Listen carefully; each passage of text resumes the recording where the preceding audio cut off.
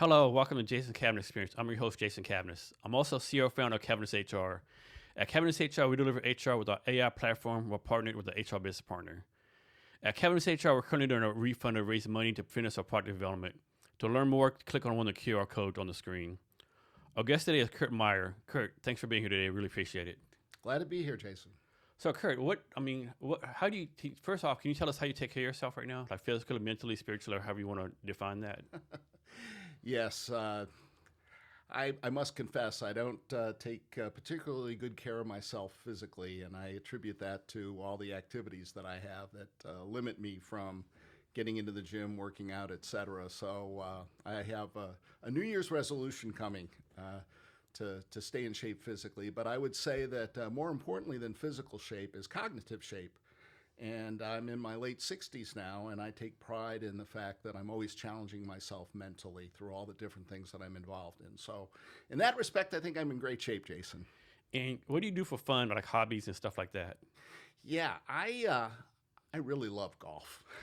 Not exactly the greatest golfer in the world, but I have a lot of fun with it here locally. I've gone on some bucket list trips recently. I went to Ireland and Northern Ireland with a friend back in August, a year and a half ago, with the Notre Dame alumni group, actually. We played 4 rounds at some legendary courses, and we followed that up with a Notre Dame Navy game to kick off the season 2 years ago. So the next, before we move on, you're a veteran. We'll talk about that later, but your daughter's a veteran too. And I want to talk about the little pin you have in your shirt real fast. Yeah, Jason, this pin signifies that I'm a Blue Star father, meaning that I have a daughter or son on active duty. And I'm very proud to say that my daughter is a pilot in the Navy, and she's serving aboard an aircraft carrier in the Pacific that's set to deploy soon. Nice. How long has you been in the military? I've been in the military. I was in the military for 5 years. Basically, I got a Navy ROTC scholarship to the University of Notre Dame. And in return for that scholarship, I had a commitment and had to make a decision between being a pilot, going naval aviation, becoming a Marine officer, a surface officer, and I elected to go nuclear submarines. And how long has your daughter been in? My daughter has been in a little over 5 years. She was commissioned right when the pandemic started. In fact, it was a shame, Jason. Her senior year, she came back from spring break and basically was told that's the end of the school year. And so the graduation was done virtually, and even her naval commissioning was done virtually. So that was a little disappointing. But Do you and your daughter ever like compare notes, like how the military was back when you in the military, now how your daughter's dealing with the military, like how the military has changed all these years? well, remarkably, it's been somewhat consistent from what I can tell. Again, she's in a different community. I mean, the naval forces have different communities for aviators, submariners, and surface warfare types. I would say, because I stay close to the submarine community, that the standards are still consistent in terms of the quality of the people that they get and the mission. So Hey, Kurt, I would just say that scoot over just a little bit. I would say that they're, the predominance of women in the military has changed the most significantly since I left in the mid 80s. I mean, for example, there were no women in submarines at all until the last decade and a half or so. So that has had a dramatic impact. So changing subjects. Back in 2019, you were recognized as an IBA Book of the Year. Can you talk about that? What does that mean to you? Sure, Jason. I came to IBA in 2018 after I had sold my own business brokerage firm. And I had developed a relationship with the owner where I represented buyers, he represented sellers. And so I got to know IBA in terms of their professionalism, attention to detail, and such. And when I sold my own business, I remained friends with that owner. We shared Mariner tickets and did various things together. And he asked me to come on board, not as a deal maker, as a business broker or merger and acquisition intermediary, but more for business development purposes, where I would seek out the owners of privately held and family-owned businesses in manufacturing, services, and retail, and get them to engage us to sell their business. So in 2019, I was recognized for those business development efforts in terms of developing relationships with all our key referral sources, who are primarily financial advisors, CPAs, business attorneys, folks, professionals, business professionals that know the owners of businesses. And when it's time for them to consider an exit through a sale, they refer them to me. So I was recognized for those efforts. So we're going to talk about everything you're doing a little bit, but first I want to talk about this, right? Like you said, you're in your late 60s. Seems like most people nowadays, they get 55, 68, they kind of retire, quit, don't do anything. Like, why are you still doing this? Like, why are you still motivated, like, give value, like to be involved in everything? When most people are like, okay, I'm done. Well, I think it's the competitor in me, quite frankly. I think that, when old athletes reach this age, they can't compete as much in sports. And so I treat business in a way as a competitive activity in that sense. And I think that it's really fun to problem solve. I mean, I'm in the merger and acquisition business brokerage industry, and basically what we are professional problem solvers. We use our knowledge, experience, and skill to get deals done. And so I like to do that because every single deal is different and challenging. It's a different industry, it's a different situation. And it's very fulfilling to me to see an owner who has put in years of hard work into a business. It gives me great joy to see them exit and be able to profit from all that effort. And so by enabling them to achieve their exit strategy and be able to afford a good retirement and feel proud and about the legacy that they've developed, that makes me feel good. So I might be making this up, but I think I remember reading somewhere like a lot of baby boomers, they have to sell the business for the reason, but like their kids don't want to take it over. So now there's all these businesses out there make a profit, and they're trying to find someone to buy it. Is that kind of true? Well, it's true. The demographics are such that the baby boomers that all own these businesses are now approaching their 80s, and so they can't go on indefinitely. So if they don't have a family member as part of their succession plan, or they don't have a key employee that has enough money to take them out, then they have no alternative but to sell. But one thing to keep in mind is that it has truly been a seller's market. In other words, we have probably 10 times as many buyers as we do opportunities for them to buy. And what's interesting about that, you might say, well, why is that? Think about it. If you were the owner of a business and you were taking $100,000 a year out of it, or $500,000 or $1 million, pick a number, whatever that number is. As the owner, if you're happy with that, why the heck would you want to sell it? What else are you going to do? You're having the time of your life. And so we're really at the mercy of these baby boomers retiring. And that's probably where 75, 80% of our referrals come from, are from owners that are retiring, which is a great reason for a buyer to want to buy that business, because a new buyer can bring a new energy, maybe new skill sets. The current owner may have been coasting for a while, so there's real upside potential there for a buyer. But no, in our business, there are good, profitable, solid businesses are hard to find, again, because the owner doesn't want to give that up. What have you seen as like being some deal breakers, as far like people trying to sell, but there's like deal breakers when they can't sell because of what they're doing?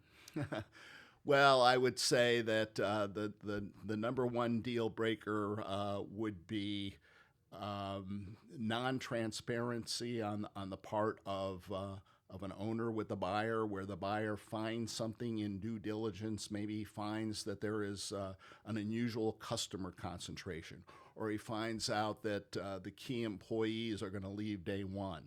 On the buy side, deal breakers are that the deal does not get funded by a bank or other funding institution, where both sides came upon agreement on price and terms, but the financing fell through and the deal cratered. But there are a myriad of reasons why deals fail. It's our job as business brokers to ensure that doesn't happen. And the way we do that is we're very selective in terms of the clients that we work with, the owners that we work with. We want to make sure that the books and records are clean, that the owner is transparent with us. It's kind of like client-attorney privilege there. We've got to know the good, the bad, the ugly, and we have to provide full disclosure to the buyer to ensure that the deal goes through smoothly. So I have to imagine the due diligence on both sides is pretty intensive, right? Can you give some detail like how intensive the due diligence is for both sides? Sure. I mean, it all depends on the complexity of the business, obviously. I mean, if you're talking about a straightforward sale of, let's say, a high-end restaurant, that's a little bit easier than perhaps a technology consulting company where there are all kinds of different customer types, some of which provide recurring revenue to the business, some of which are on a project basis. So, those issues in due diligence are to confirm the customer concentration, to confirm that the pricing that drives the revenue is there, and that's done by reviewing invoices and bank accounts and such. So, a lot of detailed due diligence, generally by somebody familiar with those details on the part of the buyer. So the buyer might engage a CPA firm, as an example, to complete that due diligence for them, just to make sure they're comfortable with all the facts that have been presented to them through the process. So often you do due diligence, and something comes up, and you tell the person like, "What's up?" Like you didn't tell us it, right? You're not being kind of honest right now. You know we're gonna find this, but why did you try to hide it? Well, certainly there should not be any intent to hide anything. I mean, there are reps and warranties that are in the purchase and sale agreement. So the owner, the seller, has to represent what he has in the proper light and warranty the products and services that are being sold to the buyer. So, generally the reps and warranties are laid out in the purchase and sale agreement. So next, you're a member of a lot of veteran organizations. Like, why do you belong to like veteran organizations? Like, what do you got out of it, and what do they provide to you? Oh, that's a great question. Given my nautical background in the Navy, before I came to Seattle, I was living in Allentown, Pennsylvania, the lovely Lehigh Valley, about an hour north of Philadelphia. And as such, there weren't as many fraternal organizations like the Navy League, the Navy Submarine League, United States Submarines Vets, etc. And when I moved here in 2007, I reunited with those organizations because they have booming chapters here and a lot of different activities. And the reason why I'm in so many is that each one, has a different purpose and mission. For example, I belong to one national organization called the Naval Order of the United States, chapters throughout the country, including here in the Northwest. And I like them because they focus on the historical aspects of the Navy. So they'll celebrate major Navy days and celebrations throughout the year. For example, they'll celebrate the Battle of Midway in June every year, and Pearl Harbor Day in December and such. And they'll go into detail about all the different battles and strategies, et cetera. So it's more of a historical look. And then I look at some of these other organizations I'm part of, like the Navy League and the VFW, et cetera. They focus on the here and now. A lot of them have missions to serve veterans that are within their geography and such, or serve the community. So let's talk about this, right? So of course, the United States is a military superpower. A lot of people think that's because of Army or Air Force, but I think, I'm saying this as an Army officer, like it's actually a Navy, right? I remember this book back in the 1890s by, I think it was Alfred Mahon, some of the War Power of Navy, whatever. Like I can't remember the title of the book. Admiral Mahon, yes. Yeah. And I think it's because our Navy, we're like a superpower, right? Because our Navy is everywhere. We control the sea lanes. Like if some random country says we're going to block the Persian Gulf, we go there and take care of business, right? So talk about, from your point of view, how the Navy is like such a road of our superpower status across the world. Yeah, I think the key to it is promoting trade throughout the world. from Asia to the United States, from the United States to Europe, et cetera. So it's control of the seas is important for the economic engine of the world. And, by default, since the 1800s, we've had the largest and strongest Navy in the world, and so we use it to keep these sea lanes open and such. And I don't think people realize what goes on every day out there, what kind of mission the Navy has every single day. We kind of take it for granted. For example, in my service in submarines, it continues today where we have many, many submarines deployed throughout the world, underwater, undetected, and ready to launch missiles in the case of strategic deterrence. They have the ability to launch missiles and hit targets pretty much anywhere in the world. And we have the surface ships in places like the Straits of Taiwan to, ensure that China knows that we're serious about, keeping the sea lanes open and protecting our allies and such. And so, the mission of the Navy is clearly worldwide, in the air, on the surface, and under the seas. Yeah, I remember I got a minor in history in college. I used to be a big history buff. I actually used to want to be a history teacher way back in the day. I remember I was also a big fan of Teddy Roosevelt, President Teddy Roosevelt. I remember one time, like, he had this great white fleet he sent out, and Congress like, we're not gonna fund them, right? And President was like, well, they're already like 2 days out. If you cut the money off, you want them to run out of gas. That's on you, right? And so he sent the Great White Fleet all the war, like kind of like send them into power. And other people, I don't think people realize, like, for lack of a better term, if you mess with our boats, we go to war with you, right? Because like, we did the Spanish-American War because suppose they blew up a boat in Havana. Went to World War I because I think they blew up the Lusitania, and then the Tonkin Gulf, which actually probably didn't happen. So I think that for the war, if you mess up boats, odds are going to war with you, That's right. It was kind of interesting, yeah. So next, I thought it was very interesting, right? So you worked for Uber and Lyft as a driver from 2016 to 2018. I thought it was very interesting, right? Like, Jason, it's funny that you picked up on that because anyone who looks at my LinkedIn profile would have to look in the not in the work experience, but in the volunteer activities. Yeah. And I bury it there. But yes, when I sold one of my last businesses that I owned, I had an opportunity to do some things that I had never done before. I did some angel investing. I was visiting my older parents on the East Coast. And at the same time, I decided, geez, this would be kind of interesting to drive Uber and Lyft.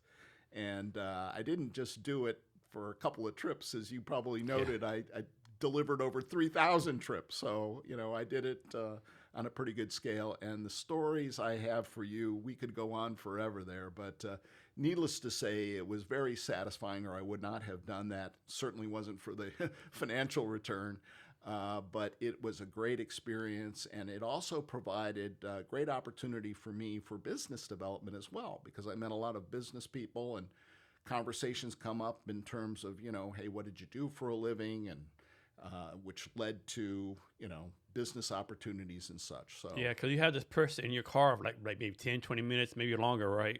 That's right. That's right. I mean, you have enough time to bond with people, but you have to read people the right way. And I do pride myself in being a salesman. So, some folks want to remain quiet or be on their phone. But let's face it, human beings, by and large, they're social animals. Okay. You might have some folks that are, more introverted.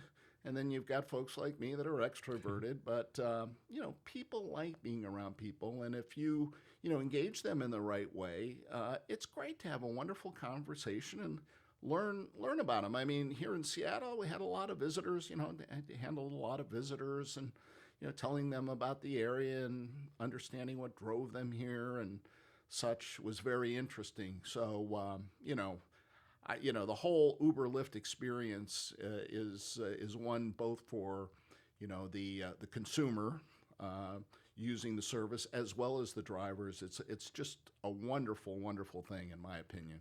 So can you tell us any like crazy stories of a rider, like just something off the wall? Well, yeah, I had a real nice ride from the Microsoft campus one day. Picked up a couple of guys that obviously had just come from a strategic planning meeting, and they were going to a high-end restaurant in Seattle. And I think they pretty much dismissed me as a driver as kind of a non-entity. I think they view Uber and Lyft drivers as utilities. So, they commenced to have a debrief of their meeting in the back seat. And They're like, yeah, this guy doesn't understand what we're talking about. This is way over his head. exactly.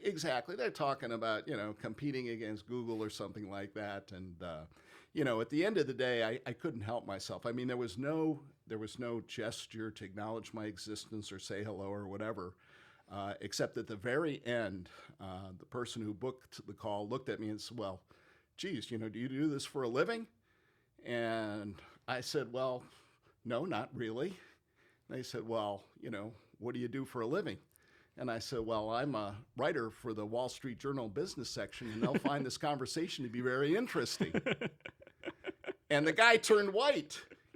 He just revealed the corporate secrets. Yeah. Shit. And I tell him that I'm a writer for the Wall Street Journal. And he said, well, of course this remains confidential. And I said, well, that's commensurate with the size of the tip you're going to leave me. Exactly right.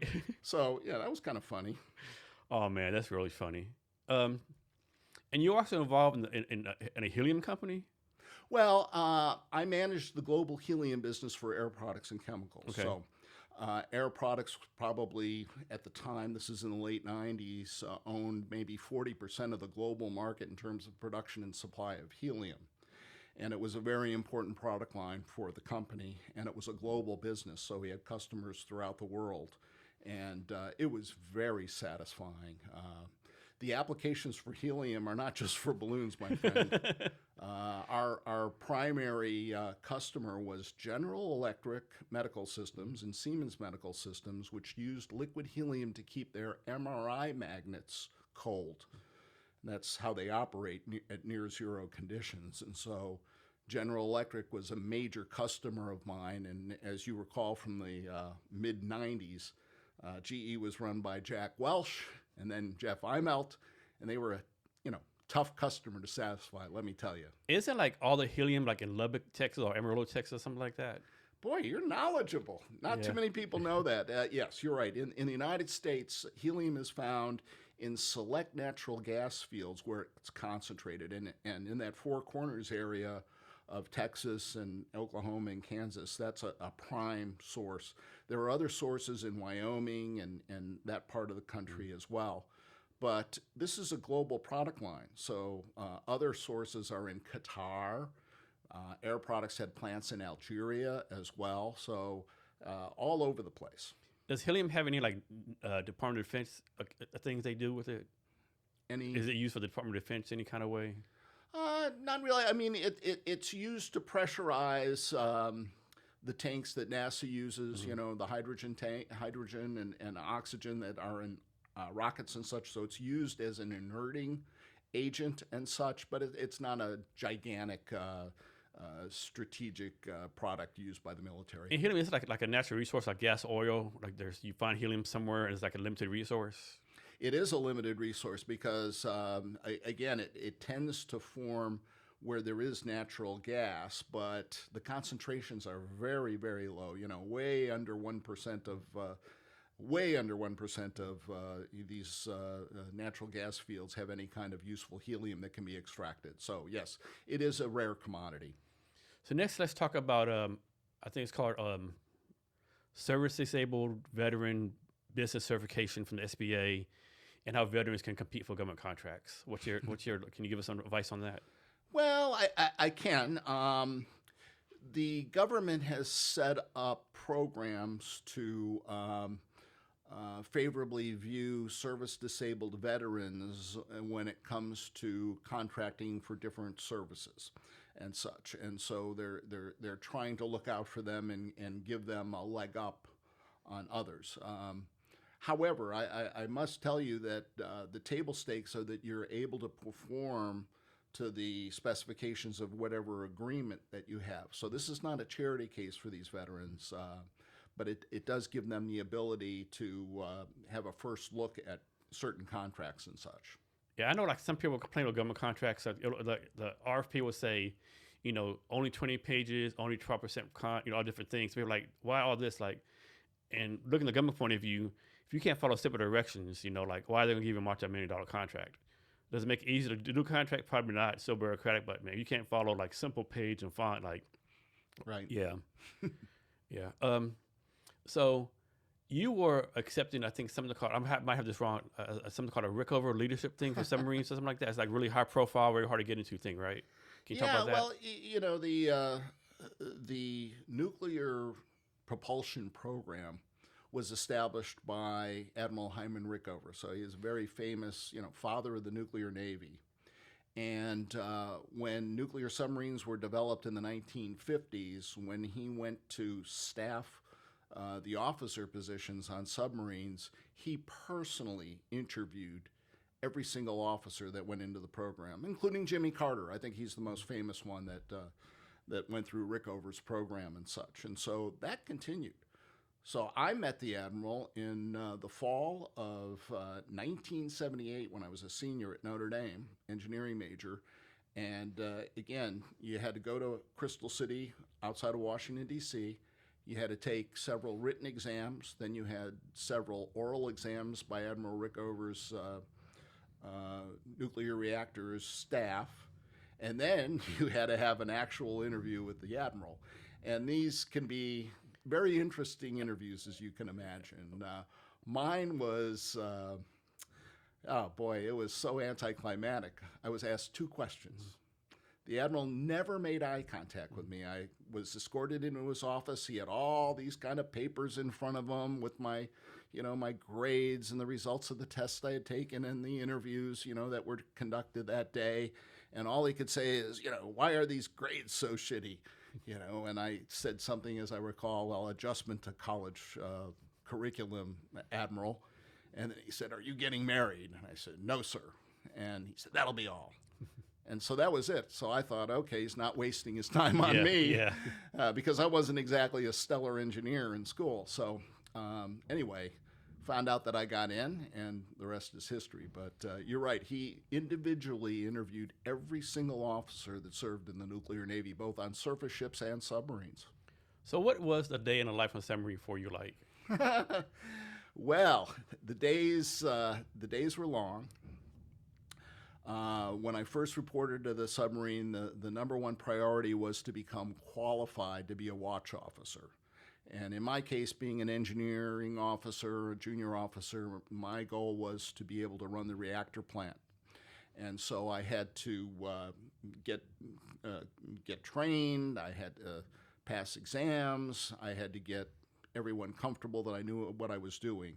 Once I got qualified, then the typical routine would be a 6-hour watch and then 6 hours off to where you would do your division officer responsibilities, paperwork, etc., more training on your own.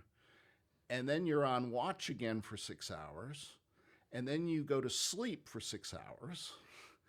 And then you do it again and again and again. And you do this 24/7 for up to 3 months. I mean, I would spend, 103 days at sea consecutively without any kind of port visit or anything else, no communication from the outside, et cetera. So, it was rather intense. Now, on the flip side, when we finished our patrol, we would turn the crew over to another crew. So I was the blue crew. We would turn it over to the gold crew, and then we would go back to Pearl Harbor, where I was based, and we would have 3 months off. Now, during that time, we would, again, do some training during the day, but it was very low-key.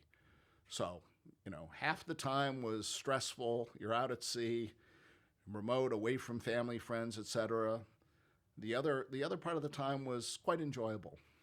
So I have to ask, the 3 months on the submarine, how do y'all keep from going like batshit crazy, right? Just like no fighting each other, like snapping each other, right? That's a great question, and I can't ever recall of all the time that I spent at sea ever having a situation where somebody flipped out. And I attribute that to a couple of things. One is the selection process. So before you're accepted into submarines, there are certain standards to be met. There's a lot of training done before you get to the submarine. I was in Navy schools for a year and a half before I reported to my submarine. So if there was any indication of any kind of psychological Yeah, I have to guess problem, y'all did all kind of mental tests and like oh, psychological tests. it was one of these deals where, when you start a course of study, the instructor will say, look to the right, look to the left, one of you will be gone. It's a competitive thing where they'll, rank you from 1 to 100 in your class, and then, if you don't make it, then you're cut, and so your class goes from 100 down to eventually you graduate 60. So there's intense pressure to continue to stay in the program and stay up with the learning and such. And so I think that that molds your mind in terms of performance and such. But here's the reason why I don't think anybody went crazy, because you're so busy, as I described. Yeah. You're every minute constantly of the on day watch. is like taken care of. Right. There's like we no downtime. No, you don't have 30 minutes off every day. They'll do something stupid, right? And you probably remember this, from your Army experience, in the sense that these are all people that are in their early 20s. It's their first experience.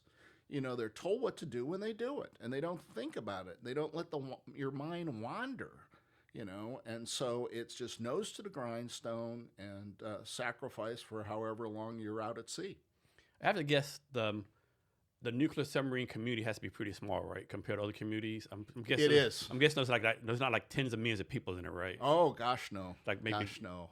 That's a good question. I mean, in our community, there are probably a typical submarine my submarine had maybe 13 officers and maybe 100 enlisted guys. So think about that now. I think we have something south of 50 submarines. So 50 times, if there's 15 officers, you're talking less than 1,000, officers operating out there. So, when you're looking at the total armed forces and you're looking at 1 million people or however many are in uniform these days, you're right. It's a very select group. So what kind of lessons did you learn from the submarine community that you use today for your business? Yes. It certainly formed the foundation of my success, I think, in this sense. First, attention to detail. I mean, everything that we did was by the book. Every procedure, every maintenance item, et cetera, was done in 100% compliance. So strict attention to detail was the word of the day, and I've carried that throughout my career in terms of making sure that every I is dotted and T is crossed, and just total accountability for what you're doing and such. I think the other major point was teamwork. So you're on this submarine, and everybody has a stake in the success.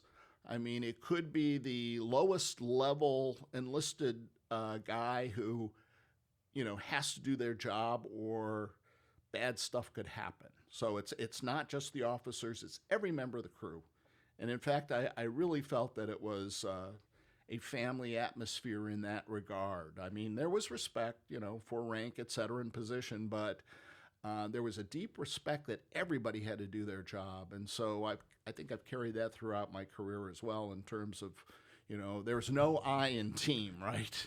It's the team that makes you successful, whether it's in the military or it's in, the industry and private companies, et cetera. So that's one thing I definitely think the military does not get enough credit for. Like in the military, you might be like an E4 second lieutenant. You have so much responsibility, right? So much stuff you do. Where, if you're a college grad, you go to work for some random company that might let you make coffee or whatever. But you're second lieutenant in the military, like you're in charge of them, like responsible for stuff, right? You E4, you're responsible for stuff. So you can talk about how the military kind of thrust this leadership stuff on you.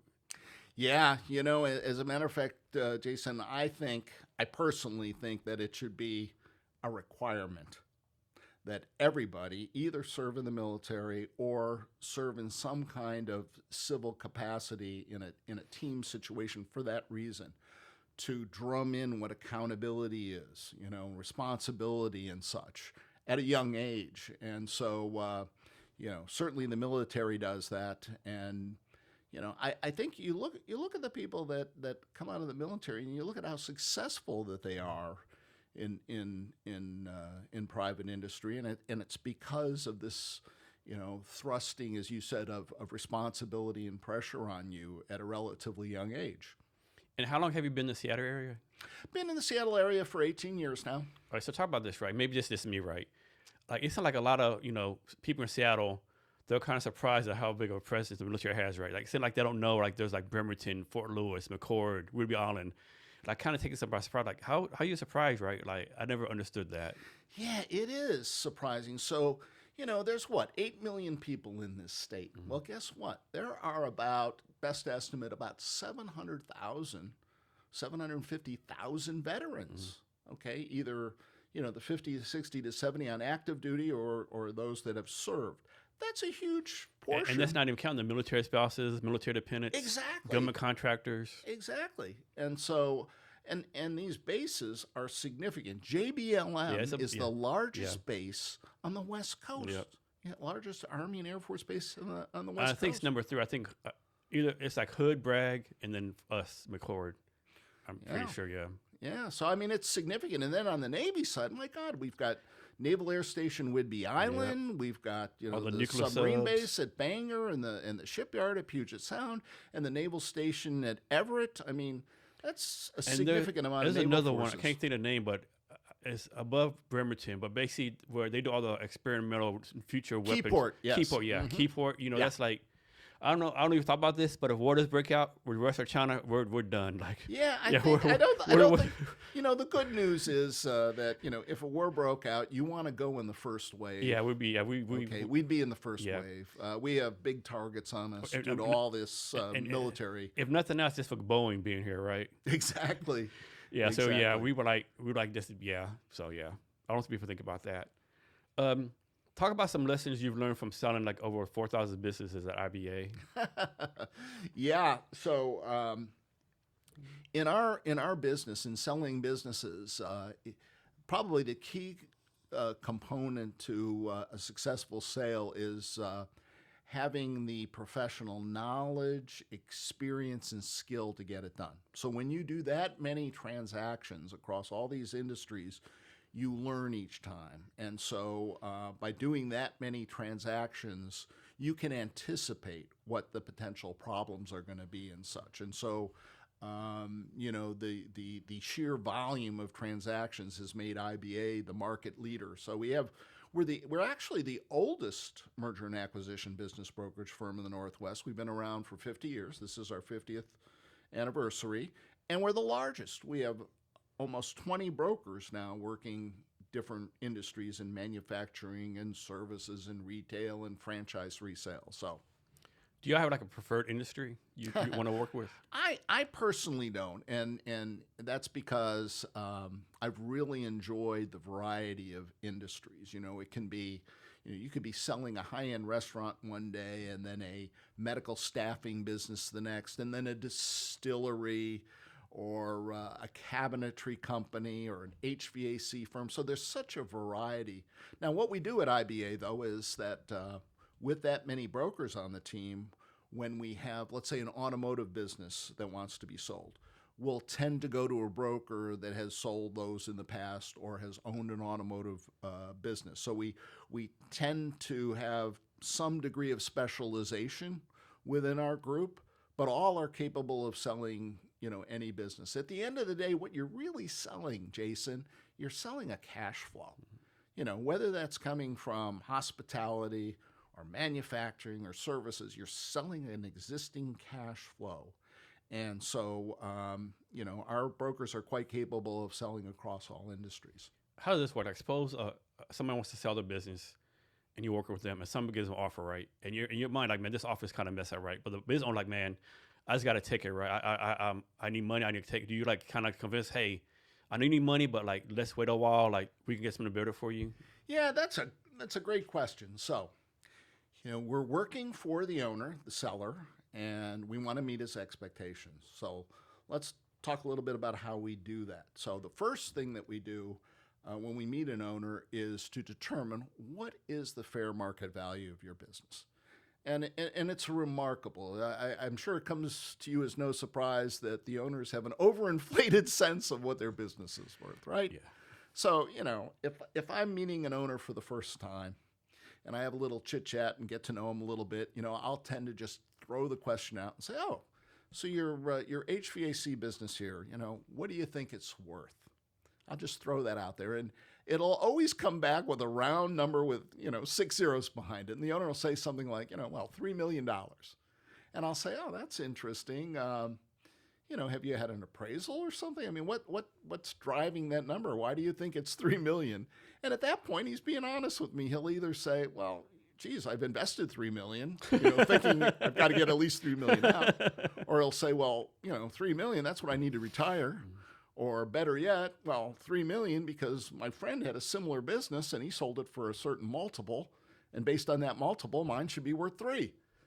And so I'll just react and say, well, that's all interesting, but we're in the business of determining what the right price is. And we'll do an evaluation for you free of charge. You'll give us a bunch of information to enable us to do it. You'll give us tax returns, P&Ls, asset register. We'll get to know your business. And we'll come back to you in a couple of weeks and we'll tell you what it is. So let's use this as an example. So he gives us this information and we come back and we tell him, we've done this evaluation and here's how we've evaluated it. And we show him all the different models that we use to determine what that value is. And we say to him, we think your business is worth between 2.4 and 2.5 million, okay? Not the 3 million. So the owner, will say one of two things. They'll either say, oh, okay, I understand that. I believe in it. Okay, how do I engage you and let's go. But if he says, well, geez, I really like you guys, but, I want 3 million, we tell them at that point that, well, if you want 3 million, then you need to make it 3 million. You need to run it better or more profitably and increase the value, and then we'll sell it for 3 million. But we're not going to take it to the market now because it's a waste of time. Okay? And it's not because of our selling skills. We could sell ice to the Eskimos. I mean, we could find a buyer and convince them to buy it for 3 million, but they would never get it funded. And you're not just selling a buyer in our business, you're selling his team. And the team consists of an attorney on his side that's going to have issues, a CPA perhaps, and certainly the lending source who's not going to, allow that buyer to be overextended. So at any rate, when the offers come in, as you were asking, what if an offer comes in and you don't think it's it's high enough as a broker?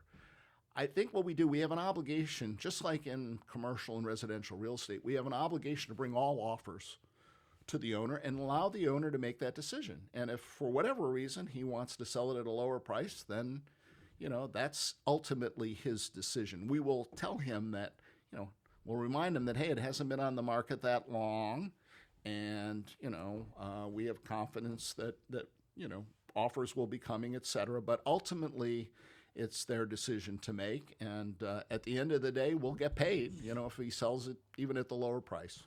So how often have you found your experience like you do all these business people and you find out, okay, Tom Brown is a great cook, Lisa Marie is a great accountant, but they're not really good business people? How often do you find like these people own a business are not really business people? Well, it's interesting because as a firm, we do not take on distressed businesses. So we're only taking on businesses that have demonstrated profitability, which means that they have to be pretty capable business people to be able to be profitable for an extended period of time. So I haven't run into all that many that haven't been all that astute. Where I run into them is when I have that initial meeting and I realize, boy, this owner just, he's been very lucky perhaps. He really, you can size people up in this business rather quickly as to their business acumen and such. So, but there aren't that many people that can survive for many years without, having some degree of business acumen. And how do y'all get paid? Is it like a project fee? You get a percentage of the sale? How does that work? Yeah, the way we get paid is a commission in terms of a percentage of the final selling price. So if a business sells for $1 million, our commission would be something like 10%. So 10% of $1 million is 100 grand. Now you might say, my God, 10%, it seems high. Get this reaction all the time from owners. They react and say, well, real estate brokers get 6%. That's what everybody, has in their mind, is that 6% is the appropriate number. They don't realize that this is a different animal, that selling a business is much more complicated. You're not selling a physical asset. You're selling intangible goodwill value.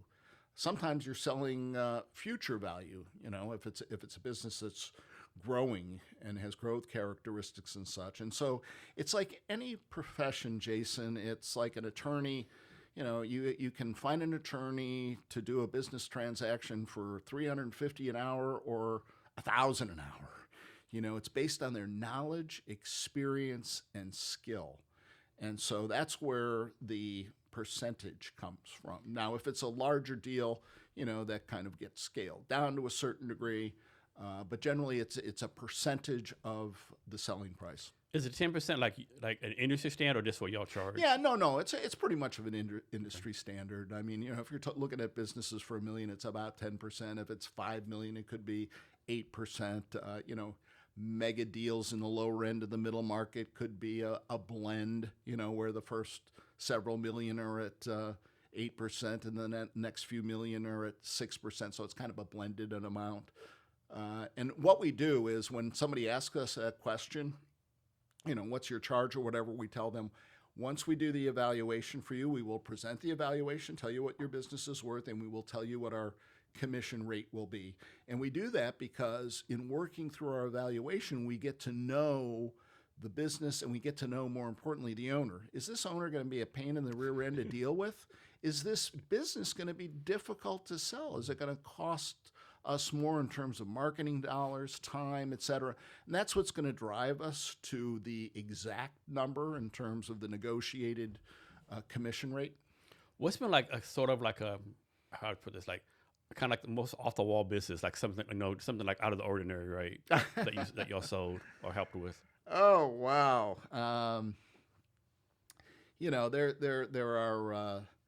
There are I don't know, weird kind of novelty hardware stores that have been weird.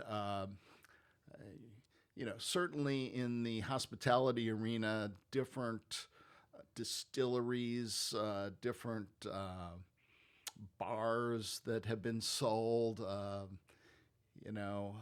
It's funny because anything can be sold if it has a cash flow associated with it. If somebody has built something that's generating cash, it can be sold. So it could be pretty much anything. I mean, we sell everything from salons to restaurants to manufacturing to home services to retail businesses of all sorts, candy stores and such. So, and these people, they find you, or you like do some research, and you say, okay, ABC Canning Company, they had a news article where they just sold $1 million or whatever. Like, how do you do the marketing stuff or find customers? Great question. So, where do we find these wonderful clients of ours, the owners of businesses, and how do they find us? So, in this world, everybody Googles things, right? So if you're an owner and you don't know anything and you're just thinking, I want to sell my business, you're gonna go online and you're gonna say, I want to sell my business, or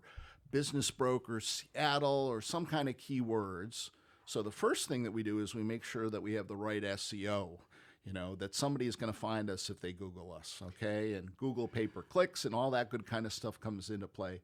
But let me tell you where we really get our clients, the good ones, okay? We get them from direct professional referral sources. I mentioned before we deal with financial advisors, CPA firms, transaction attorneys. Think about it. We want to find owners early. We want to find them so that when the decision is made to sell their business, they know we're there to sell it for them. So the way we do that is we work with folks like financial advisors and CPAs who are dealing with the owner all the time. And during their semi-annual reviews, the subject is bound to come up where the financial advisors will say, well, geez, you don't have any family members in this business. You're getting on in years. You don't want to wake up dead one morning and your wife, assumes this business and then it craters. You need to be proactive. So take the time to meet my friend Curt at IBA. Allow them to do a free business evaluation so they can determine what the value of your business is, what equity you have. Then we can do some planning. We can determine if that's enough to support your retirement. So the referrals will come directly from a financial advisor or CPA that will encourage that owner to meet with us. And so those are the serious ones that we want to see. So that's how we market. We market by fishing where the fish are. We go to different industry associations where these owners hang out. An example would be the Master Builders Association. Here in King and Snohomish County, there's a great association that's made up of home builders, contractors, plumbers, all kinds of small businesses, that are owned, privately held or family-owned businesses. And so they're going to the association to learn from each other, et cetera. And we want to be present in those communities so that when the owner decides, geez, I want to sell, they will have already met us and they know what we do and they know that we've sold similar businesses to theirs. So there's a comfort factor, there's a credibility factor. And so they'll come to us and say, hey, understand you sell businesses, can we get together? So those are the kind of introductions that we love. So they're, good, solid referrals based on trust. So I know this is different each time, but on average, like the first day to like the end of the process, how long does that process usually take? Great question. So in the typical scenario, when we have our introductory meeting with the owner and we talk to them about our process, about how we're going to do the evaluation of their business, how we're going to find the buyer, et cetera, our goal in that meeting is to get them comfortable enough for them to share their numbers with us and for us to do the business evaluation. So from that meeting to when the evaluation is done is typically 2 weeks. And then maybe it's another week or so for that owner to decide to engage us.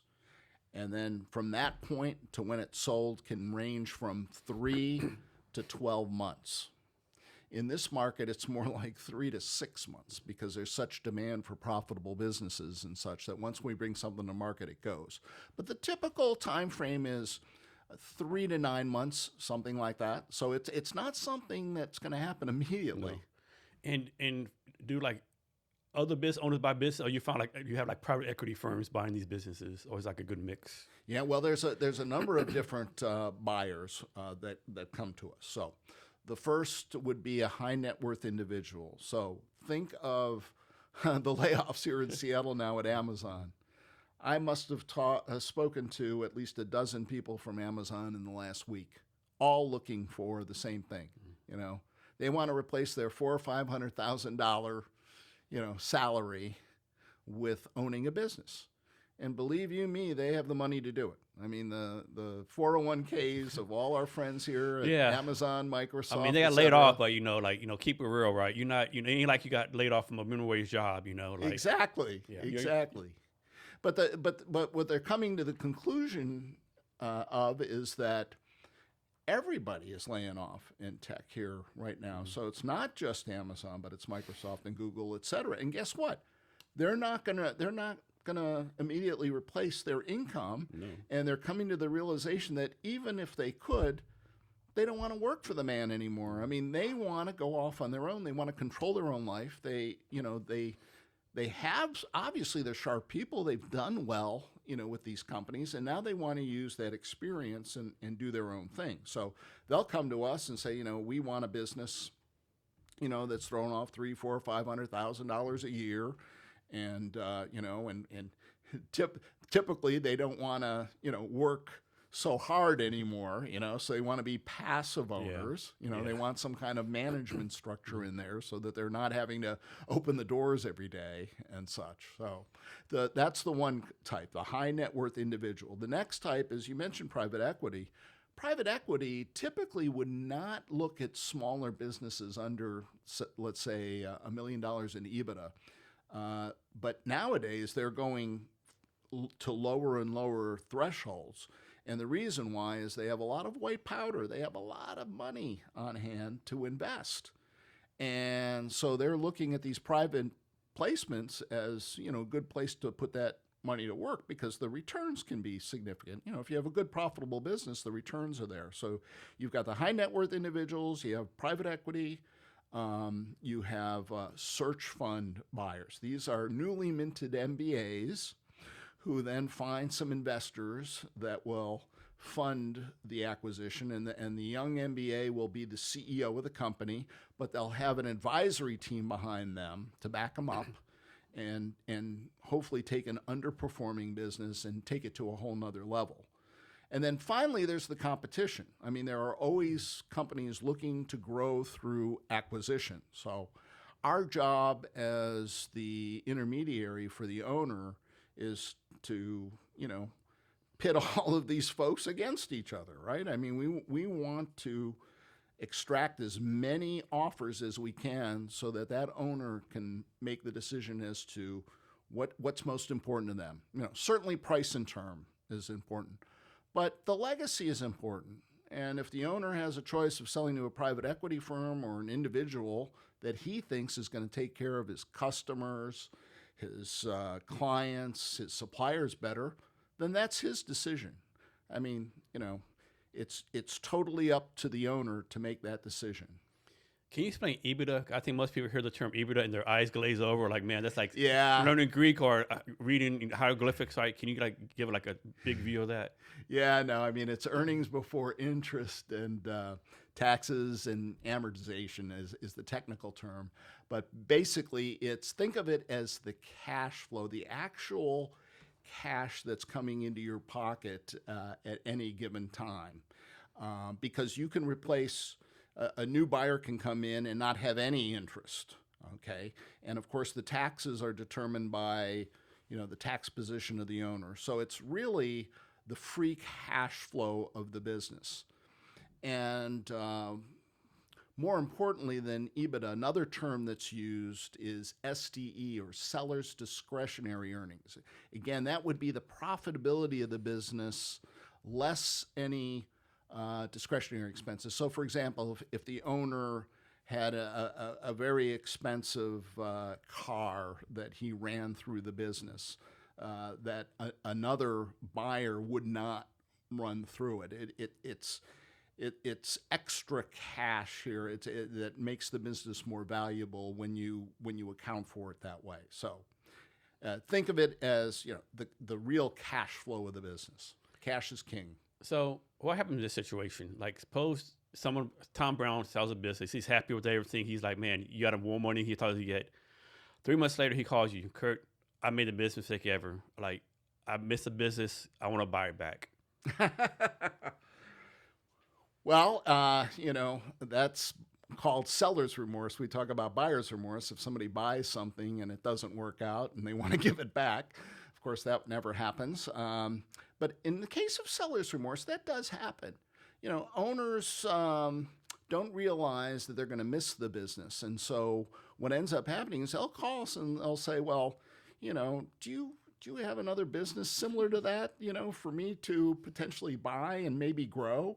And so, yes, we do see folks do that. And we do see owners wanting to sell their business because they just kind of get burned out in that industry, but they like, owning a business. So they might sell a business and then buy something in a different industry. So real quick, tell us your Joe Montana basketball playing story. Sure. So I went to Notre Dame, and at Notre Dame, all of the athletes live in the dormitories. Okay, there isn't any kind of athletic dormitory. And so I lived on the South Quad at Notre Dame in Howard Hall. And Joe was, a classmate, class of '79, and was living in Fisher Hall. And the Rockney Memorial is at the south end of the quad, and so we would play basketball, pick up basketball games, etc. And I can't say that I was a personal friend of his, but I did play basketball with him. And he also played bookstore basketball every year at tournament and such. And so, at any rate, I had a picture of Joe and I my sophomore year, and come 2010 here. So we graduated in 1979. 2010, his son Nick and his team from Southern California at Oaks Christian High School came up here to play a game against Skyline. And on that team, on Montana's team, was Will Smith, the actor's son was on it, as well as Wayne Gretzky's son. Oh, wow. So a star-studded group. And a friend of mine and I went to the game, and he pointed down on the sideline and said, "There's your buddy, Joe Montana. Aren't you going to introduce me?" What could I say? I mean, he wasn't exactly a close friend in college, but, I did play with him. So we went down, and I made eye contact with Joe, and I looked at my friend, and I said, "Joe couldn't shoot for whatever. He got all his garbage points in the paint." Mm-hmm. So Joe immediately knew I was talking about basketball, inter-hall basketball at Notre Dame, and he went with it and said, "Oh, I enjoyed that, but they wouldn't let me play anymore after I started in football for risk of injury." So it's kind of funny. And since that time, I have seen Joe. Last year at the USC game, my daughter and I went to LA, and at the pregame tailgating activity, he was at the Guinness tent because he's a spokesman for Guinness, and he's slinging Guinness beer. And of course, I took one from him and made contact and said, the good old days and such. So, I take great pride in saying that, know Joe. And another fact about Notre Dame football, for those of your listeners who know the Rudy story, the movie Rudy, probably the finest motivational sports movie of all time, in my opinion. I was actually at both the real Rudy game, my freshman year, and that was in November of 1975, 50 years ago. I was in the stands against Georgia Tech. We didn't know who Rudy was, I'll be honest with you. And then in 1992, my wife and I were at a Notre Dame football game against Boston College, and at halftime, there was a commotion on the field, and we see a bunch of people taking this guy off on their shoulders, like in a Notre Dame uniform. What the heck is that? They were filming Rudy. That was Sean Austin going off on their shoulders. So didn't know anything about Rudy or what was going on until the movie came out, and realized, the whole story, which, by the way, was true. And it was a fabulous movie. It was the first movie made on the Notre Dame campus since Newt Rockne, All-American, where Ronald Reagan was, the famous actor in that one. So I know in 1979, Notre Dame played the University of Houston in the Cotton Bowl. Houston was winning 34-12, like Ice Bowl, whatever. Ice Bowl. Yeah, Joe Montana came back and led them like a 35-34 victory. I I don't like this guy. Well, and then fast forward 1981,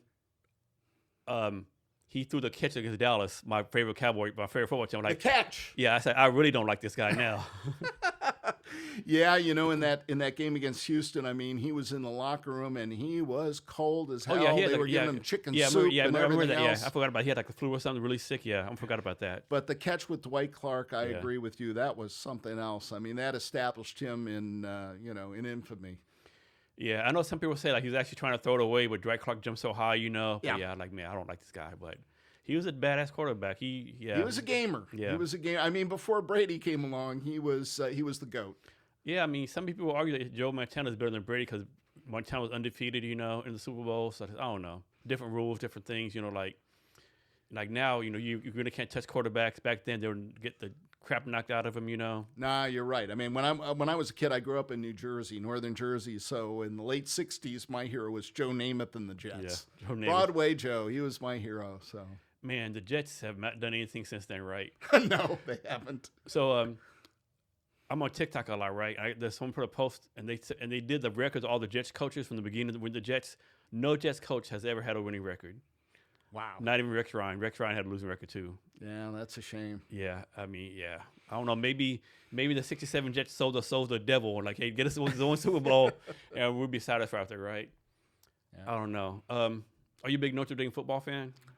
Absolutely. I took my brother to the SC game this year. We went to South Bend, night game, under the lights with the rain coming down, and beat our arch rival, top 25 game. Yes.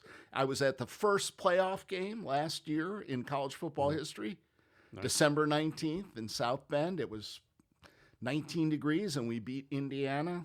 And I actually went to the national championship game last year with my best friend from Notre Dame, who lives in Atlanta, where we lost to Ohio State. In fact, I spent more money on that ticket than it cost for tuition, room, and board the whole year at Notre Dame. Man. That shows you how things have been inflated in terms of college costs. What's your take on Notre Dame, like, not being in a conference? You know, we are in the ACC for all sports except football. And I think that with our leverage and national exposure, I mean, Notre the Dame NBC is a like national brand, right? It is. It's not like it's like, you know, North Dakota Tech Institute. Like Notre Dame, like it's like almost like the New York Yankees of college football. Exactly. And you know, we have such, you know, national rivalries, even against Navy, you know, which is not exactly a powerhouse football team, but, you know, there's a tradition there that dates back to World War II when Notre Dame survived by having the Navy train a lot of their officers for World War II there. So we have an obligation to Navy in a way to continue this rivalry. And they're very entertaining games and such. And then, of course, you know, the national games against SC and others. You know, we have such a lucrative TV contract with NBC that we don't need to be part of a conference. And that was the original contract, right? Way back in the day, NBC. Yes. That was the original TV contract. Yeah, that was very unusual in the day. As you recall, that was 30 years ago when that original agreement was signed, and it has been renewed, and we have been making a ton of money on it. And we need the money now. You know, college football has changed with NIL and the transfers. I mean, it's a different game now. Does Notre Dame take transfers? I would think they would. Yeah, we do. Do you? Okay. Yeah, in fact, a couple of our past quarterbacks, last year's quarterback, Riley Leonard, was a transfer from Duke, and before that, Jack Cohn from Wisconsin, and before that, Sam Hartman from Wake Forest. So we've plugged people in. You know, I think that's just the way of college football now. I mean, if you're a player and you're not getting traction, you're not starting, and you don't see a path to start, you're going to go to another place where you can be a star. And we have seen people like Cam Ward last year, who was the Heisman Trophy winner at Miami. He came from Washington State. I mean, you know, he wasn't going to wait around. No, he has an interesting story. I know he played high school football with Texas, but they never threw the ball. So he went to Incarnate Ward, and then from Incarnate Ward in San Antonio, Texas, a real small college, so Washington State to Miami, number one draft pick. So it's like, that's pretty like, you know, you don't know what your path's going to be, right? That's right. One thing that gets me, like, I'm not a Notre Dame football fan, but I always, like, kind of create that piece of Notre Dame plays weak schedules. Like, but, like, y'all play, like, Stanford, South Carolina, Michigan, Clemson, all these schools that we're like, it's not Notre Dame's fault. The school might suck that year, right? Right. Like, some years, like, it's good, some years is bad. I never got the criticism Notre Dame gets for having a weak schedule. Yeah, I mean, the thing about it is these schedules are set like 10 years in advance. Yeah. For example, we've had Alabama on our schedule for a home and home that happens, I think it's next year. Mm-hmm. So 26 and 27 is a home and, you going to that and game? away for you going to that game, are you? I mean, I go to a lot of games. I don't know. That would be a good one to go to Tuscaloosa or South Bend for. I know, and like this year, Notre Dame, they lost to Texas A&M like a last second play. Texas A&M was like number 3 in the nation. They lost to Miami like last second. You know, they're like doing good. So the two losses are like high quality losses. It ain't like they lost to you know Colorado State or nothing like that. Exactly. You know? And I know this blew out Pittsburgh. I mean, Notre Dame will get in. I'm sure. So changing the subject real fast. From your point of view, how can veterans leverage their background being a veteran to succeed in being a business owner or entrepreneurship? Well, certainly the key to success for any business owner is being able to execute a business plan, and that's what veterans do well. They execute. They're executors. So you give them a task to do, and they're going to get it done. In fact, veterans represent maybe, less than 10% of the population. They represent 15 to 20% of the franchisees out there. We're talking about not just food franchises, but service franchises and such. So franchisors are smart. They're looking for business owners that can execute, and so they choose veterans to be able to do that. And a follow-up question. So it's on your LinkedIn where it has like IBAs helping like military veterans get franchises. Can you talk about that? Yeah, absolutely. So what we do with veterans and what I did when I had my own business is that I would spend time at the transition assistance programs at these bases for transitioning veterans. They're getting out of the service and they're going into into the civilian world. And at the end of the day, Jason, they got to put food on the table. So most of them end up being employees, at Boeing or any other company. But some of them will go to school to get advanced education and such. But then others are appropriate to be small business owners, entrepreneurs. So I will share with them what being a franchise owner is and what an existing business owner is, and I will encourage them to do that. Yeah. I need the key. I'll keep on talking. Okay. Be right back. Yeah, here. Let me give you the key. I don't know why it's going, man. I just went. No worries. Thank you. So Kurt's going to take a break real fast. Okay. What I have you on here, or here at Cavness HR, don't forget we're doing a refunder for Cavness HR. We're partnering with Tech Bank, a Vietnam software development firm. As I'm sure most of you know, I've been to Vietnam 3 times, have pretty deep relationships over there. And so right now we're doing a fundraiser refunder. For more information, just click on the QR codes. Also on Saturday, I'm pitching Cavness HR at the Dream Ventures event in Seattle. Evan Apostle runs it. I believe it's a Seattle Labor Temple place, so be sure to check that out.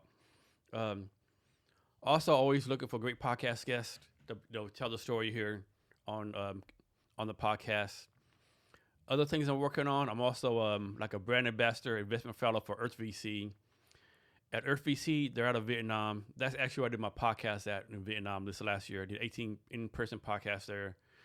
And so they invest in deep tech, like quantum computing, future, like not future work, but like all kind of environmental stuff.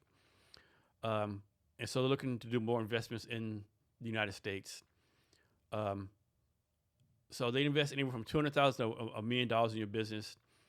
And a couple of the biggest requirements, you need a minimum of $200,000 ARR. And someone has to be very technical. Like you can't outsource your tech. It has to be like very intensive tech people on your team for that.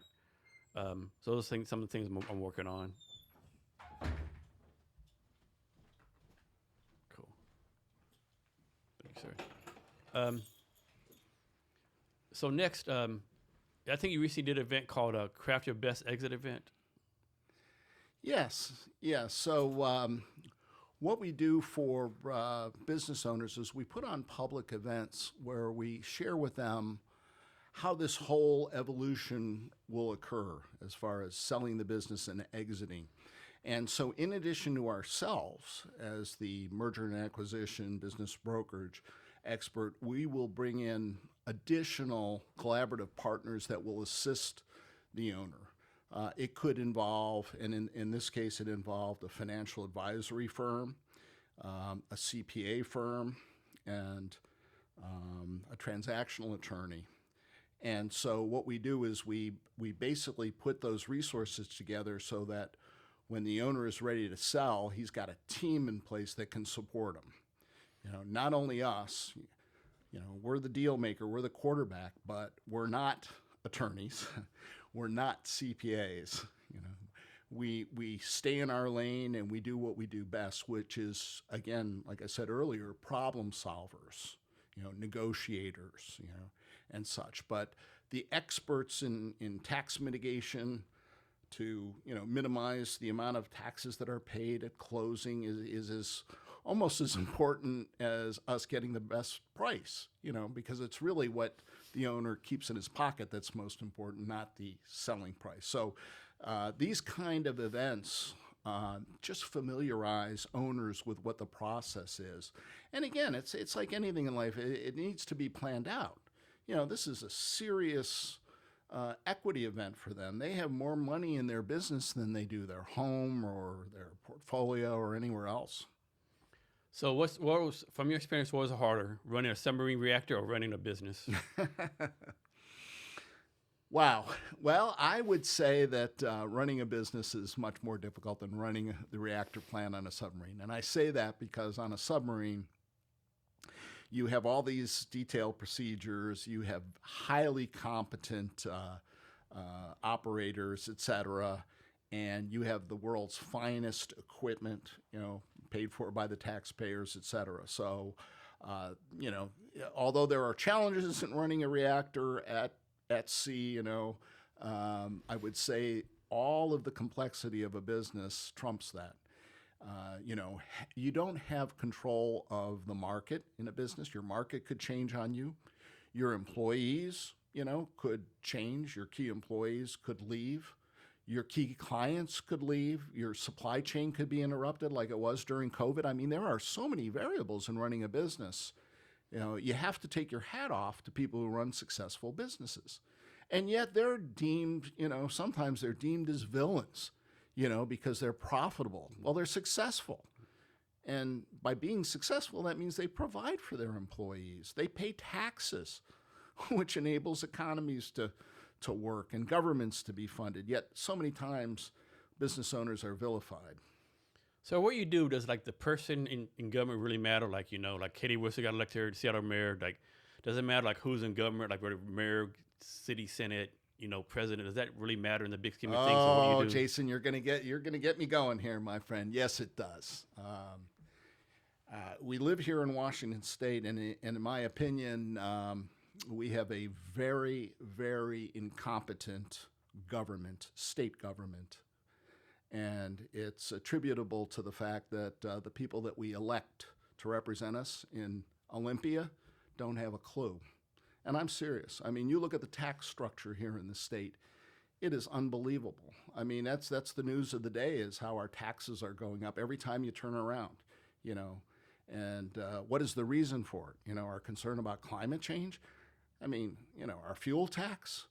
Give me a break. I mean, all this money that's spent in an inefficient manner on sound transit? Are you kidding me? Look at how many people are in these, light rail cars or whatever. So, what we're doing is we're hurting businesses, Jason, by having incompetence in government.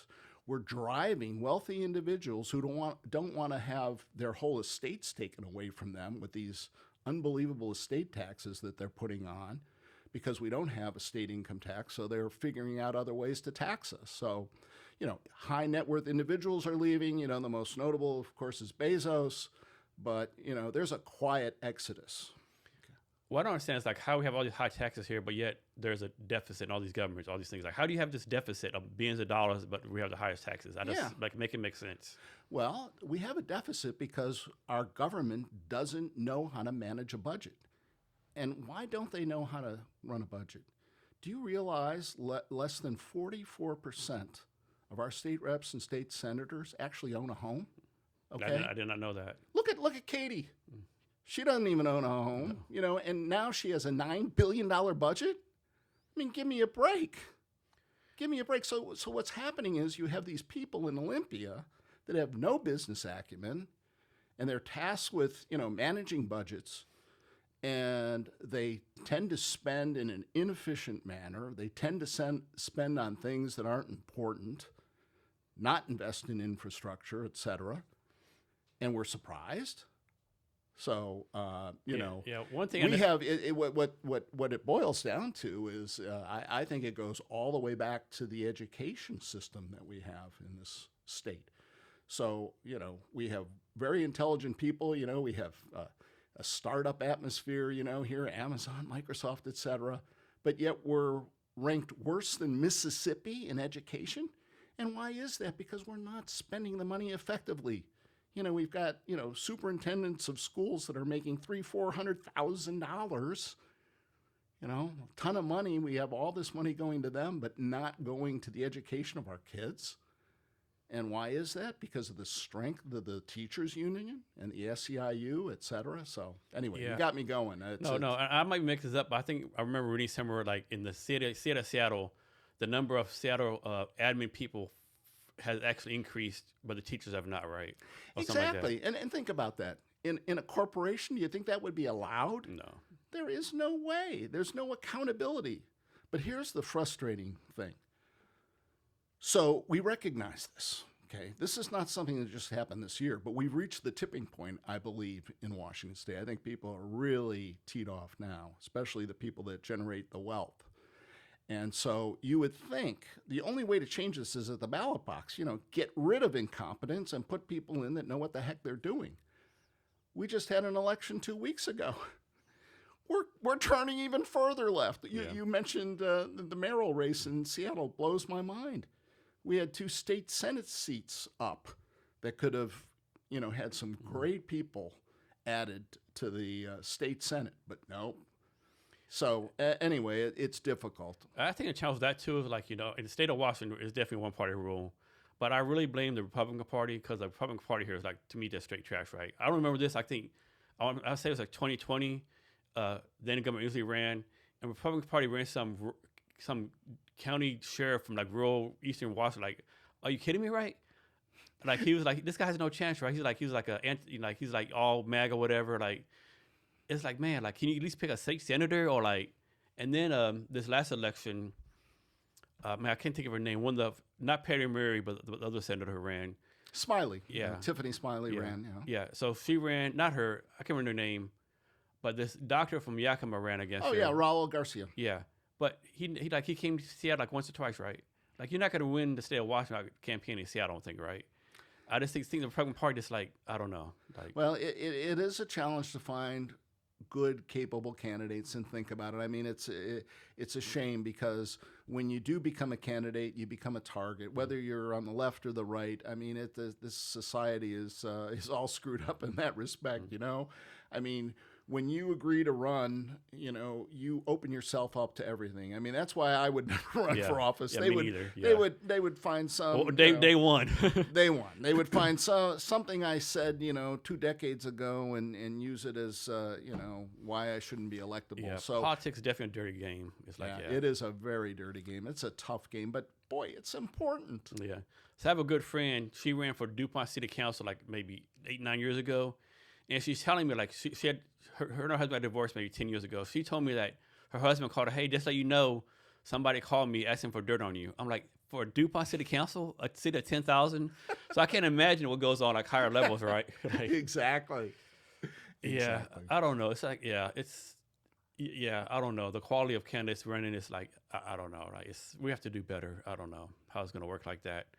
One thing that does give me kind of hope with Katie Wilson, in fact, she said a few times if a program is not doing what it's supposed to do, we're going to shut it down. Well, usually most people are okay, the program's going to run forever, right? So it does mean some hope. She says, hey, we put money in a program, it doesn't do what it's supposed to do, we're going to shut it down. If it happens, who knows, right? Well, the key is she's got to surround herself with some smart people. I mean, think about it. In business or in government, I mean, if you're the leader of a team, you want to surround yourself with people that are even smarter than you. You want to check your ego at the door and say, I want the most competent police chief as an example, or budget director, or what have you. So hopefully, as she puts her group together, she'll have some really competent people, and she'll follow through with some of the things that she said. So yeah, I think the challenge here is going to be on one side, how do you support all the voters who put in office, right, with the reality of office, right? Because all the stuff she wants to do, maybe she can do, maybe she can't. But when the reality of office comes in, the money, all the kind of stuff, So how do you placate her base? Say, hey, I know you voted for me, but I get some time, right? How does she do that? And of course, I think some people are going to try to take advantage of her, hey, I've been city government 20 years, do it like this, right? She'd be okay, or maybe I don't know, right? We have nothing to base off what she's going to do versus her past, whatever, All right. It'll be definitely interesting times, right? I mean, Seattle's socialist mayor, New York City socialist mayor. I think I read today the new mayor of New York City is actually going to the White House today or tomorrow to meet with President Trump. Yeah, that'll be an interesting meeting. You hope and pray that they get along, that there's some respect there. I mean, some are concerned that it could end up like a Zelensky meeting with Trump, right? Blows up like that. I mean, no more funding for New York City, period. Yeah, I know, and you hope that doesn't happen. Yeah. So President Trump, we're pulling all government workers, no military, no Air Force, no airport controllers. You just never know. I mean, I wish them both luck. I wish nobody in public office bad, because they feel that place fails. You don't want that. And like people don't realize this. Like socialism is not the same as communism, right? There's two different systems. Right. Like I've been in Vietnam 3 times. There's socialists, right? But like I would argue, like Vietnam is like more capitalist instead of Washington is.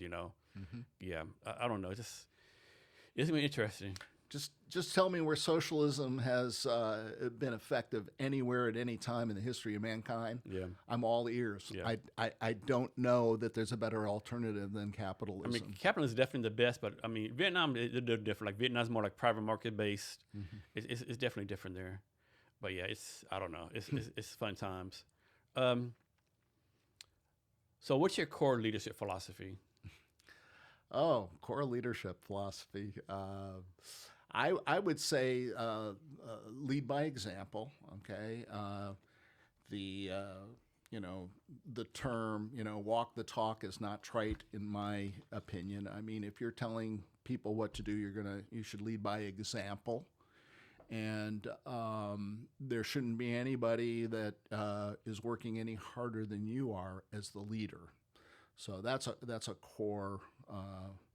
That's a core value. I'll share I'll share a hiring tip with you that is humorous. So at one point, I owned an adult daycare business where we took care of folks that had cognitive or physical impairments in a 6,000 square foot facility. And so my employees would include an executive director, a nurse, and an activity director. And under them would be caregivers, hourly workers, and such. And so we were hiring for an activity director. And my office had a window viewing the front entrance. And so what I did was I crumbled up a piece of paper and I dropped it on the sidewalk right in front of the door. I mean, in plain view. So as the candidates would come up to the door for the interview, I realized they're probably nervous, thinking, okay, I'm going into an interview or whatever, their mind is racing. But I noticed that every one of them noticed that piece of paper on the ground. It was, not supposed to be there. It's a nice, clean facility, et cetera. It's out of place. It's a piece of garbage. You should pick it up, right? And so the person would just pass right by it and then come in for the interview. And my assistant would come in and say, your 2:00 interview is here. And I would just say, well, you can tell her to go home. Excuse me? What do you mean? She didn't get the job. Well, you didn't interview her. Yes, I did. And if she has any questions, she can come see me. So, of course, say, no interview for you. Sorry. Yeah, well, why? Well, talk to Mr. Maier. And I would say, if you're going to work here, you need to have pride of ownership, And if you don't have the courtesy to pick something up that doesn't belong there, then what are you going to do, when you're an employee? So you talk about leadership style, lead by example, and find a way to determine when you're hiring people what they're made of. I mean, it's kind of hard now with all the rules and what you can ask and not ask, et cetera. But there's certain things you can do to determine the fabric of a person. Yeah. One thing that was like one of my pet peeves when people say I'm a hiring expert. Are you really? Like everyone you hired is like a top-notch employee, right? You're all the time like, I'm a hiring expert. Like, are you, seriously? Like, no, I don't think you're all right. That's always been like one of my pet peeves. So what's your personal definition of success right now? My personal definition of success would be I hearken back to my philosophy course on Maslow's hierarchy of needs, where you're self-actualized. Success is where, you are comfortable at the top of that pyramid where, you're at a point where you're giving, you're in that give back mode. And I feel like I'm there now. I mean, I think I've been very fortunate to have had 3 distinct careers. I had that naval career, then I had the career in the Fortune 500 company, and then I had the entrepreneurial career. And so, having had success in all 3 of those, I think now's the time where, however many years I have left, I need to give back and help, folks that are coming up, and try to impart my wisdom and experiences so that they can be successful quicker than I was. So success is give back. So right now, in your mind, what are some industries that are like undervalued right now? Undervalued. I would say home services businesses, the plain Jane kind of businesses, carpentry businesses, plumbing businesses, home painting businesses. And I say that they're undervalued. They're more underappreciated. I think people don't think of those as being sexy businesses or whatever. People, are drawn towards technology and such. But, there are going to be a number of businesses that are going to be required, throughout the AI era. And so, those basic businesses, I think, are undervalued. I think that they, folks could buy those and do very, very well with them. How has AI changed like the M&A business? Well, it hasn't had as much of an effect as I thought yet. I think some of the mechanics are becoming a little bit easier. For example, putting together confidential business memorandums where you're describing the business. You can use ChatGPT and such to make that quicker and more robust and look better and such. So, the tools are there. But in terms of, just asking ChatGPT for a value of a business, there isn't that capability for them to replace what we do right now. Thank God. I mean, I think that there will always remain this personal component when you're selling something that's so near and dear to a human being as their business. I don't see us being replaced. I see us embracing AI as just another tool, just like spreadsheets were, and other tools. Yeah, I agree. So, regardless of what you do, you have to plan, but you also have to execute right.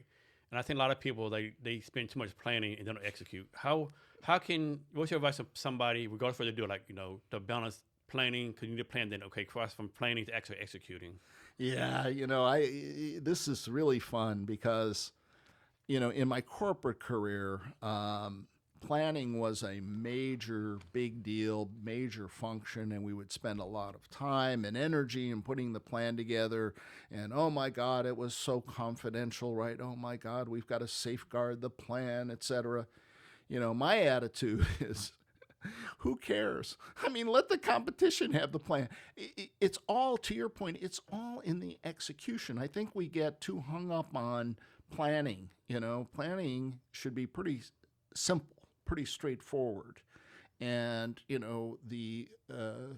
the expenditure of time and effort has to be on the execution and such. And so, planning is great, but planning needs to be more simplified than people think, in my opinion.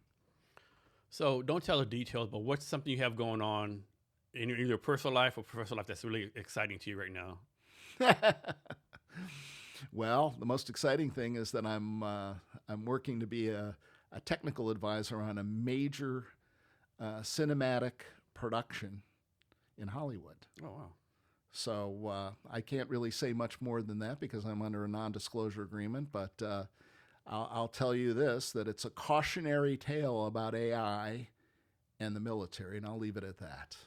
So how do you get involved with that? Somebody reach out to you, or my network? So okay. one of the things that I believe in, I have for my entire career, is that it is not what you know, but it's who you know. Again, it sounds trite, right? But think about it.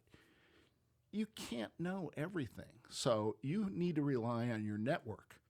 And I penned a blog article titled that your network is equal to your net worth. Let me repeat that again. Your net worth equals your network. So your net worth, what the hell is your net worth? It could be whatever way you define it, Jason. I mean, typically you're going to think it's your balance sheet. How much money do you have is your net worth, right? It could be, however, it could be your net worth is, what is the quality of the relationships that you have with your family and friends? It doesn't matter. Your net worth is something valuable to you. And that is equal to your network. So if you have a strong network, if you have people that, that you can turn to, you're going to be successful. So let's use that in the business standpoint that you asked about. So for me, I have had over 30,000 connections on LinkedIn for over a decade. And that's the maximum, by the way. In fact, I've deleted more than 100,000. So when I added you to be one of my contacts not so long ago, I had to make a decision. Which of these 30,000 people should I delete? Thank you so much for doing that. You're welcome. And the criteria is I believe that if you're going to bring more value to me and I'm going to bring more value to you from a business standpoint, you're going to get into that network. This isn't Facebook. This isn't WhatsApp and all this other stuff. This is serious business. Your network is serious. Who in your network can help you? For me, my network, as I mentioned before, key people for me are bankers, lawyers, CPAs, financial advisors. They can help me. I can help them. I want to add them, okay? I don't need the folks that I dealt with in China when I was working in Asia 20 years ago, so they get deleted. I mean, no offense. At one time, they were the most important people in my network. But my needs change over time. So your network has to change over time. It has to stay fresh. It has to stay in touch with the times. It has to be solid. It has to be best in class. I mean, I've had people that, were good professional contacts that have not stayed up with the times. Well, guess what? You're out, the next one's in. You got to have a strong network. So strong network will lead to strong net worth. So in my case, strong network leads to great deals, which leads to done deals, which leads to compensation, which leads to net worth. That's simple. Yeah, LinkedIn is an interesting place, right? I have like a hate and love to say relation with LinkedIn. Like at least like 10 times a day, I get some random LinkedIn message. Hey, I'm whatever from Bangladesh. I want to do your SEO for you. Like, no, like I'm not letting you do my podcast or YouTube. I don't know who you are, right?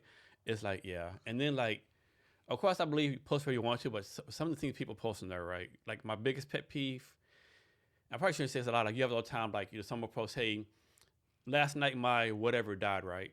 I'm like, you don't have better things to do than write like a 10,000 word essay? Like, I just don't get it, right? Yeah, there's a line between what's appropriate on LinkedIn and what's not. And again, it gets back to my point about my network. That's a business network. LinkedIn is business. So people start putting stuff like that in there. It dilutes it. It really does. I mean, I don't need to know details about your personal life in LinkedIn. What is it that you're communicating and how is it going to help me? I mean, that's what should be on there. LinkedIn should be, a forum for education, sharing things that can help you in business, that are of interest in business and such. And it's hard to police it because, LinkedIn's owned by what? Microsoft, and they want as many subscribers, and they want, they want to use it for the HR aspects and everything else. But it's the only thing. It's the best thing we have out there for business. There's nothing else close. There's nothing close. I mean, you have to use it, right? You have to use it. I mean, one thing, if someone says, "Hey, I use on post personal, but I just want to give a shout out to my daughter. She graduated from whatever college. That I get. But some of the stuff they do is like, man, like basically like my whatever died yesterday. I just cringe. Like I just cringe. Yeah. And thing with LinkedIn, like I always joke around, like if the people on LinkedIn had to decide between giving you the very best experience ever or the worst, they always pick the very worst experience, right? And it's algorithm and stuff, yeah. Do you do any other social media besides LinkedIn? It's funny. A few years ago, I have two daughters that are now 27 and 30, but about 5 or 6 years ago, my daughters told me to get off of Facebook. They said, you shouldn't be there, you shouldn't open yourself up, et cetera. So I took their advice. However, now that they're out of the house, I am on Facebook just because people will send me stuff from Facebook, and you need to be a member to have access to it. But if people go to my Facebook page, they're going to see very little. It's like bare bones versus LinkedIn, which I reveal my whole life. Hell, you found my my Uber experience buried in the volunteer activity. So my LinkedIn profile is very robust, but Facebook, I keep it to a minimal amount because I don't want to be bothered. I don't want to be everybody's friend. People will reach out. I want to be a friend with you. For what purpose? To what end? Yeah, and Facebook is so crazy. Like all these people, like they're doing political stuff, and like, did you really just post that? Like what are you doing, right? And of course, with Facebook, you have to be like, a famous person to get really traction on there. It's all like ads and stuff. I don't know. What's like a favorite place you've traveled to so far? Oh my goodness. I would say the most recent was exhilarating. My wife and I went on a Viking River cruise in Portugal and Spain down the Douro River, and it was beautiful vineyards on both sides of the river, and scenic ancient villages and wonderful people. And Portugal, I had been to about every other country in Europe, but I hadn't been to Portugal.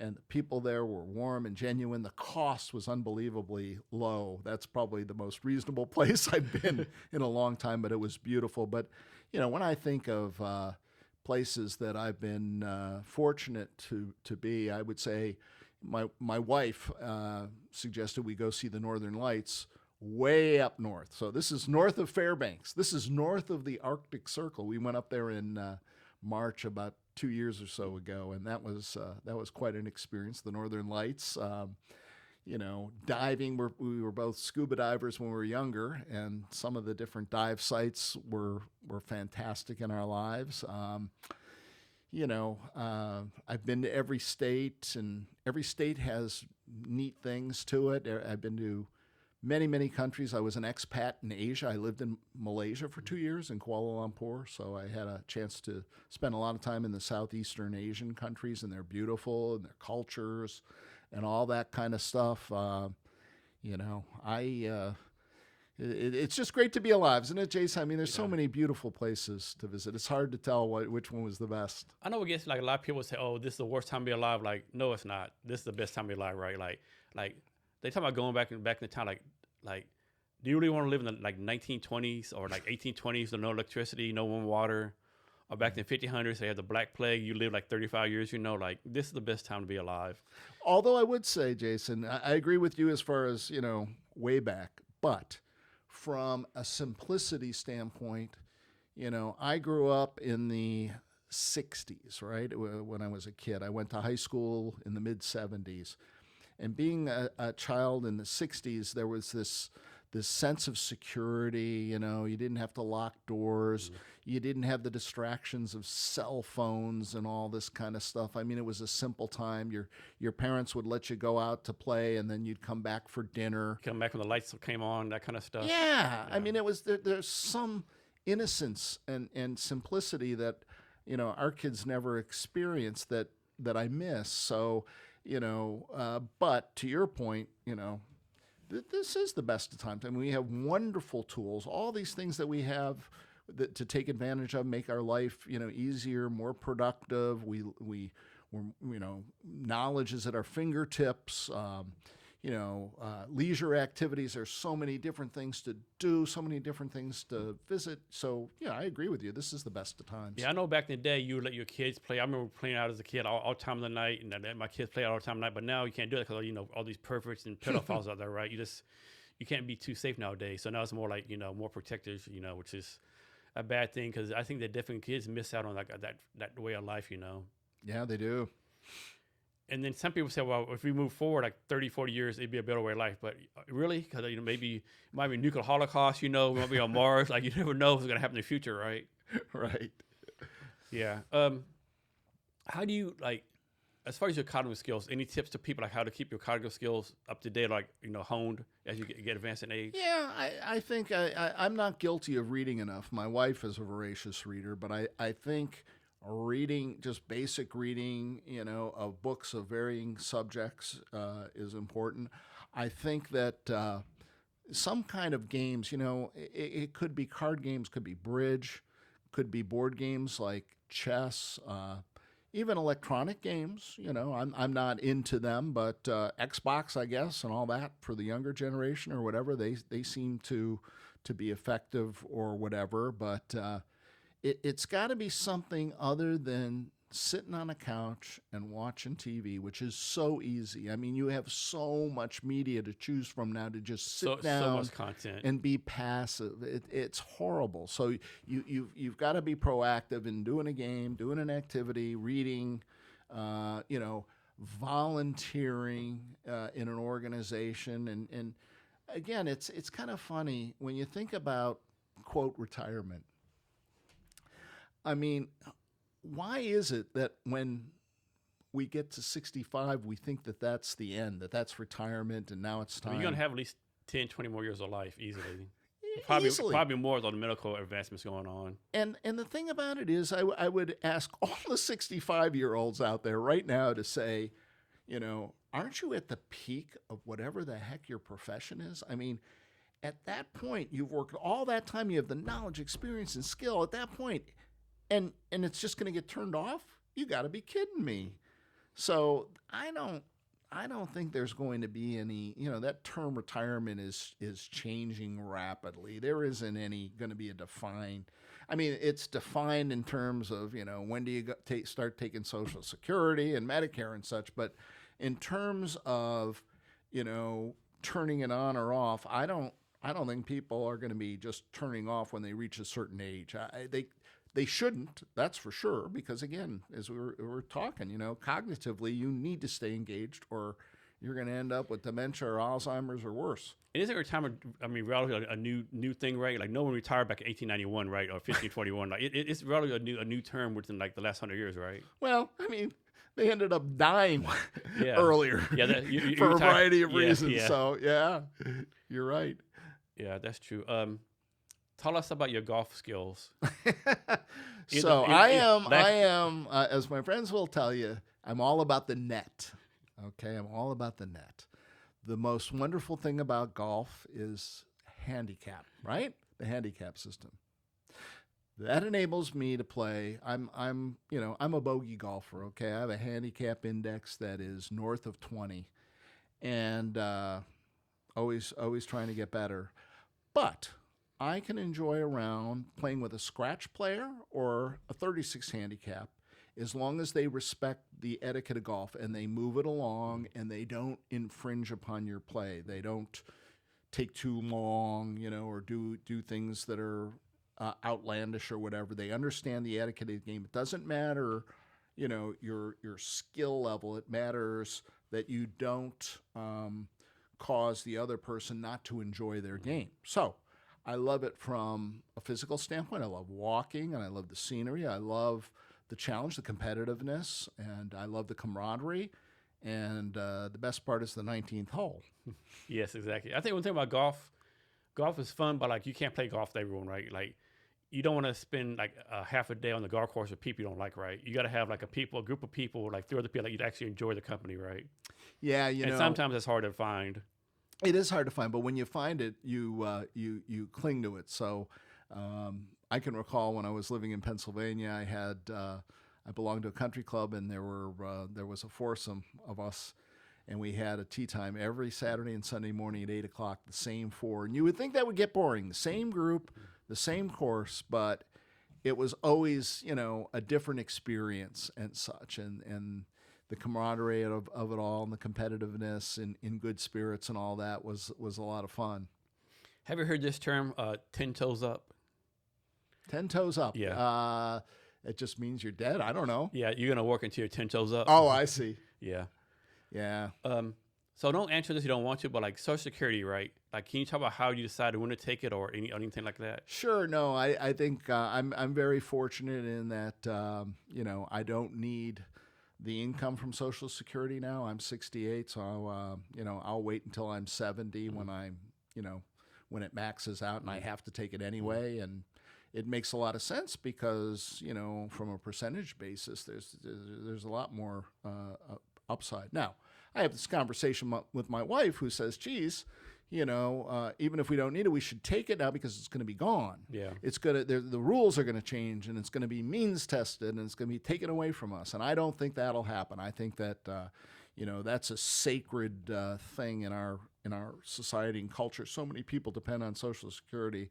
I can't imagine that being touched in any significant way. Yet we all know that the funds are going to technically run out in 2033 or whatever, so something's going to be done.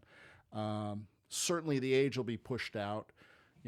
Right now, I think it was for me to start on Social Security at a full rate. It was 66 and a half. That'll probably be pushed up, into the 70s, as we're all aging longer and such. But fortunately for me, it wasn't a decision. We just deferred it because we didn't need it. So how about those people who will say like, hey, I know I should work to 70. Economic, I could work to 70, but like I'm gonna take a 62 because no guarantee I'll be alive at 62 years in one day. What's your take on that? Yeah, I think that you have to look at your family in terms of the gene pool and how long were your parents alive and the grandparents and such. And so what's your gut tell you about how long you're going to live? Now, if you have some health problems or whatever and you're concerned about that, you're right.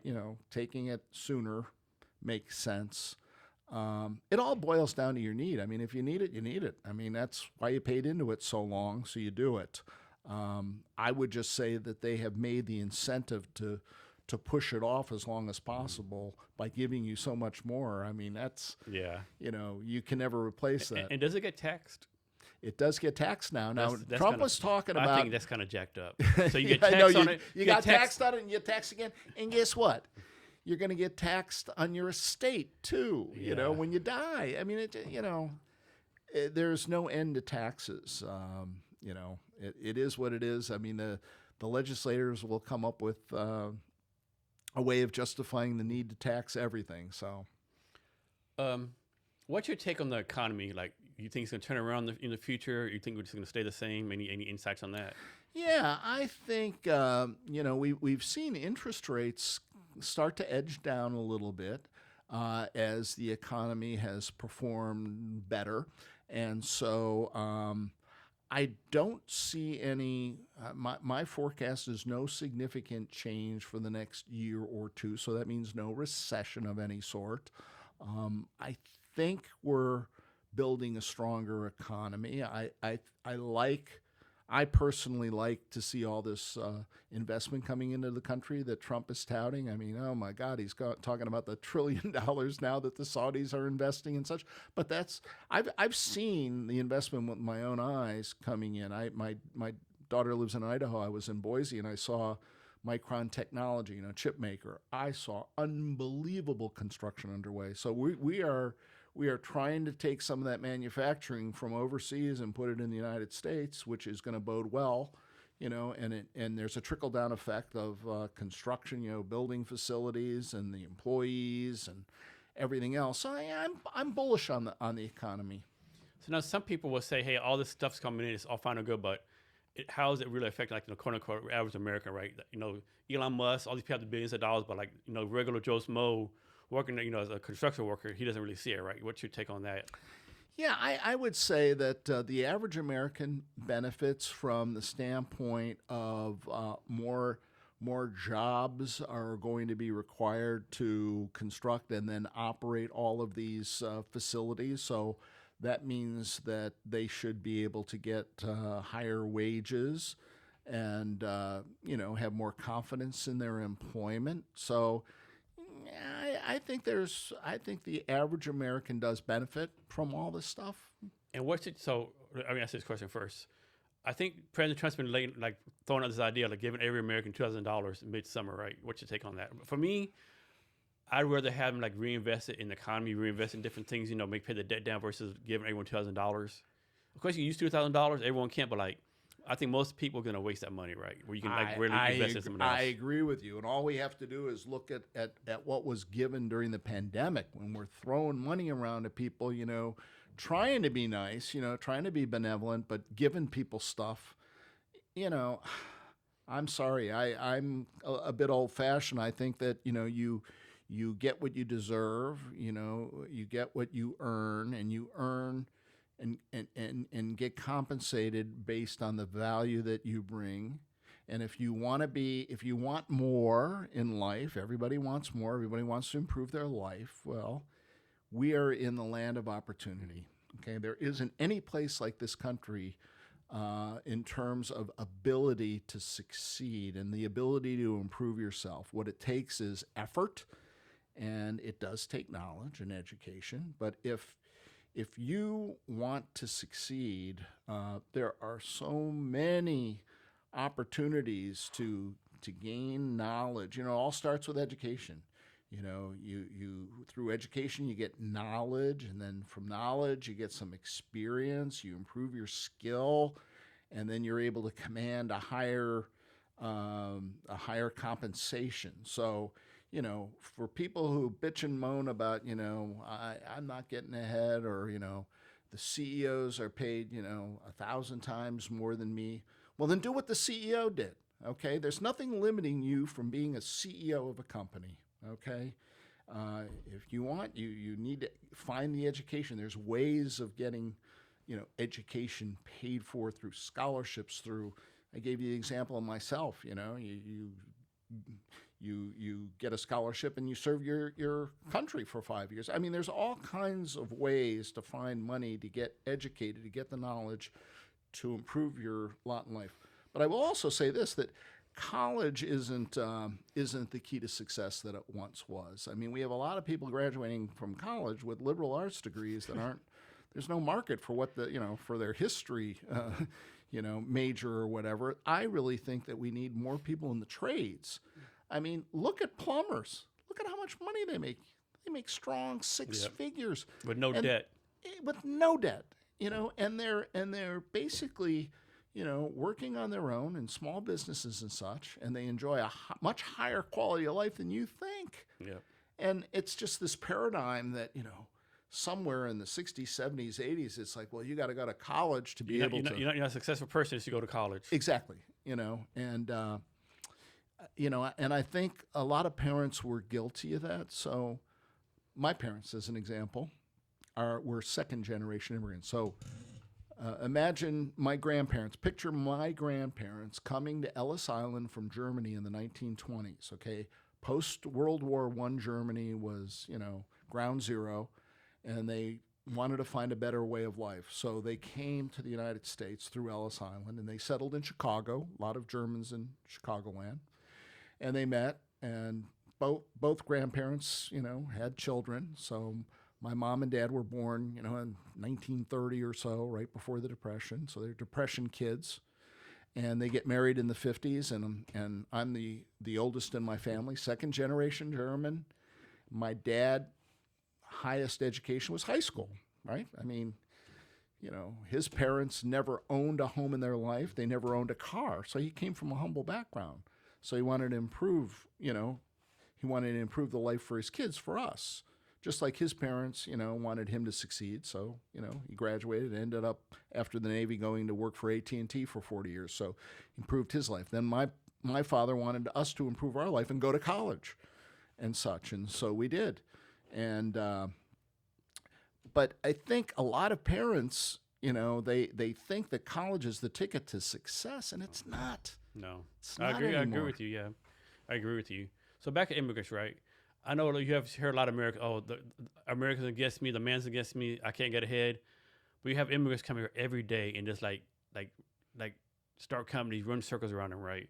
Mm-hmm. It's like, maybe it's an effect that a lot of Americans, like, we take it for granted, right? Where someone come to another country as an immigrant, like, okay, this is my opportunity, right? You just hear so many success stories from immigrants. Yes, I mean, you know, I look on the east side here in Seattle, and I see all of the immigrants from India, in particular India, China, et cetera, that are in the technology market, and they're doing really well. And you look and wonder why they're doing so well, because the families are intact. They have mothers and fathers. So a lot of love there, and guidance, and respect for education. And so, you know, they're doing the right thing. They're learning as much as they can. They're learning their craft, and they're great citizens, and, you know, they're running circles around, you know, generations of lazy Americans. Yeah, I mean, it's true, right? I mean, immigrants come here and they'll take, you know, what we consider booster jobs, like American, like, of course I'm talking generalities, Sure. right? Like, I'm not going to work at McDonald's for $15 an hour. It's beneath me.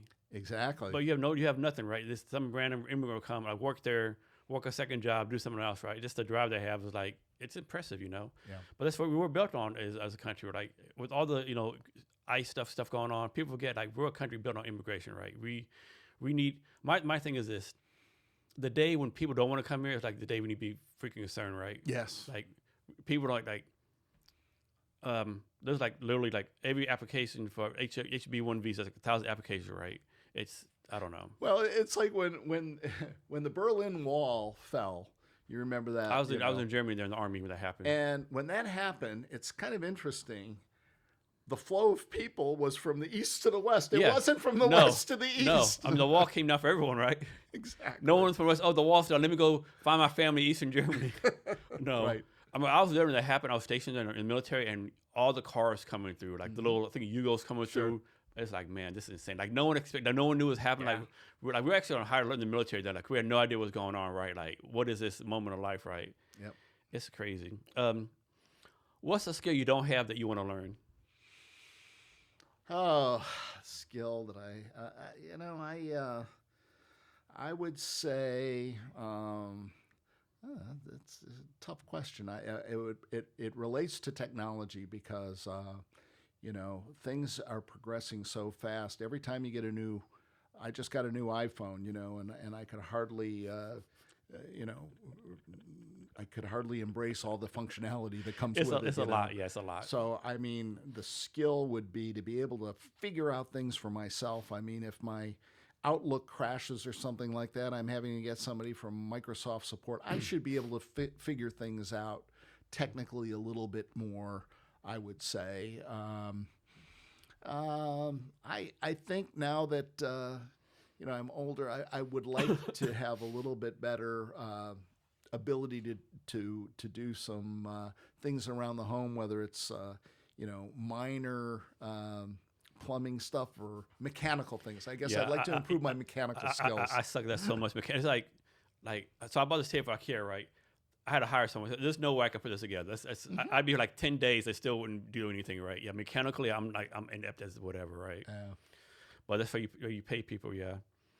I also would like to improve myself in terms of, from the physical standpoint you asked early on, I'd like to learn how to play pickleball. That seems to be a popular thing. Yeah. And back in the day, at Notre Dame with Joe Montana, I was a hell of a racquetball player, and I love tennis. So I have racquetball, tennis, and I like ping pong. So I have all the requisite skills, hand-eye coordination to do pickleball. And it's a good social thing, too, because it's doubles. And so I'd like to pick that up. That's a New Year's resolution for me. Yeah, I heard people say pickleball is like the easier version of tennis because the court's smaller, the paddle's smaller. Good. More of like a social game. So next question. What how do you do your schedule every day? Like, do you Google Calendar or you just wing? I'm pretty sure you don't wing it, but like, how do you do your schedule? So I am very anal as far as my calendar. So I live by my calendar. I basically will go to my Outlook calendar on my iPhone and look and see what I have booked for the day, and I will follow that to a T, and I will plan everything and put it in my iPhone, which gets to my PC. I am a big believer. I'm old school. I have a to-do list. Yeah, same here. And it's handwritten. And it's several pages, and I try to capture everything that I need to do professionally as well as personally, and I try to update it, and I make notes on it. As I cross things off, I make notes or add things, and then I do a fresh one about every week or two, just to make sure I'm not missing anything. So, that drives me is my to-do list and my calendar. So my wife will ask me, Jason, what are you doing next Thursday? I got to get my phone. What do you mean you got to get your phone? Like, I have no idea what I'm doing. I have to check my calendar, right? I can't remember that stuff. What's talking about your new skills? Oh, here's one. Like, if you had to pick only one industry to invest in or buy, what industry would that be?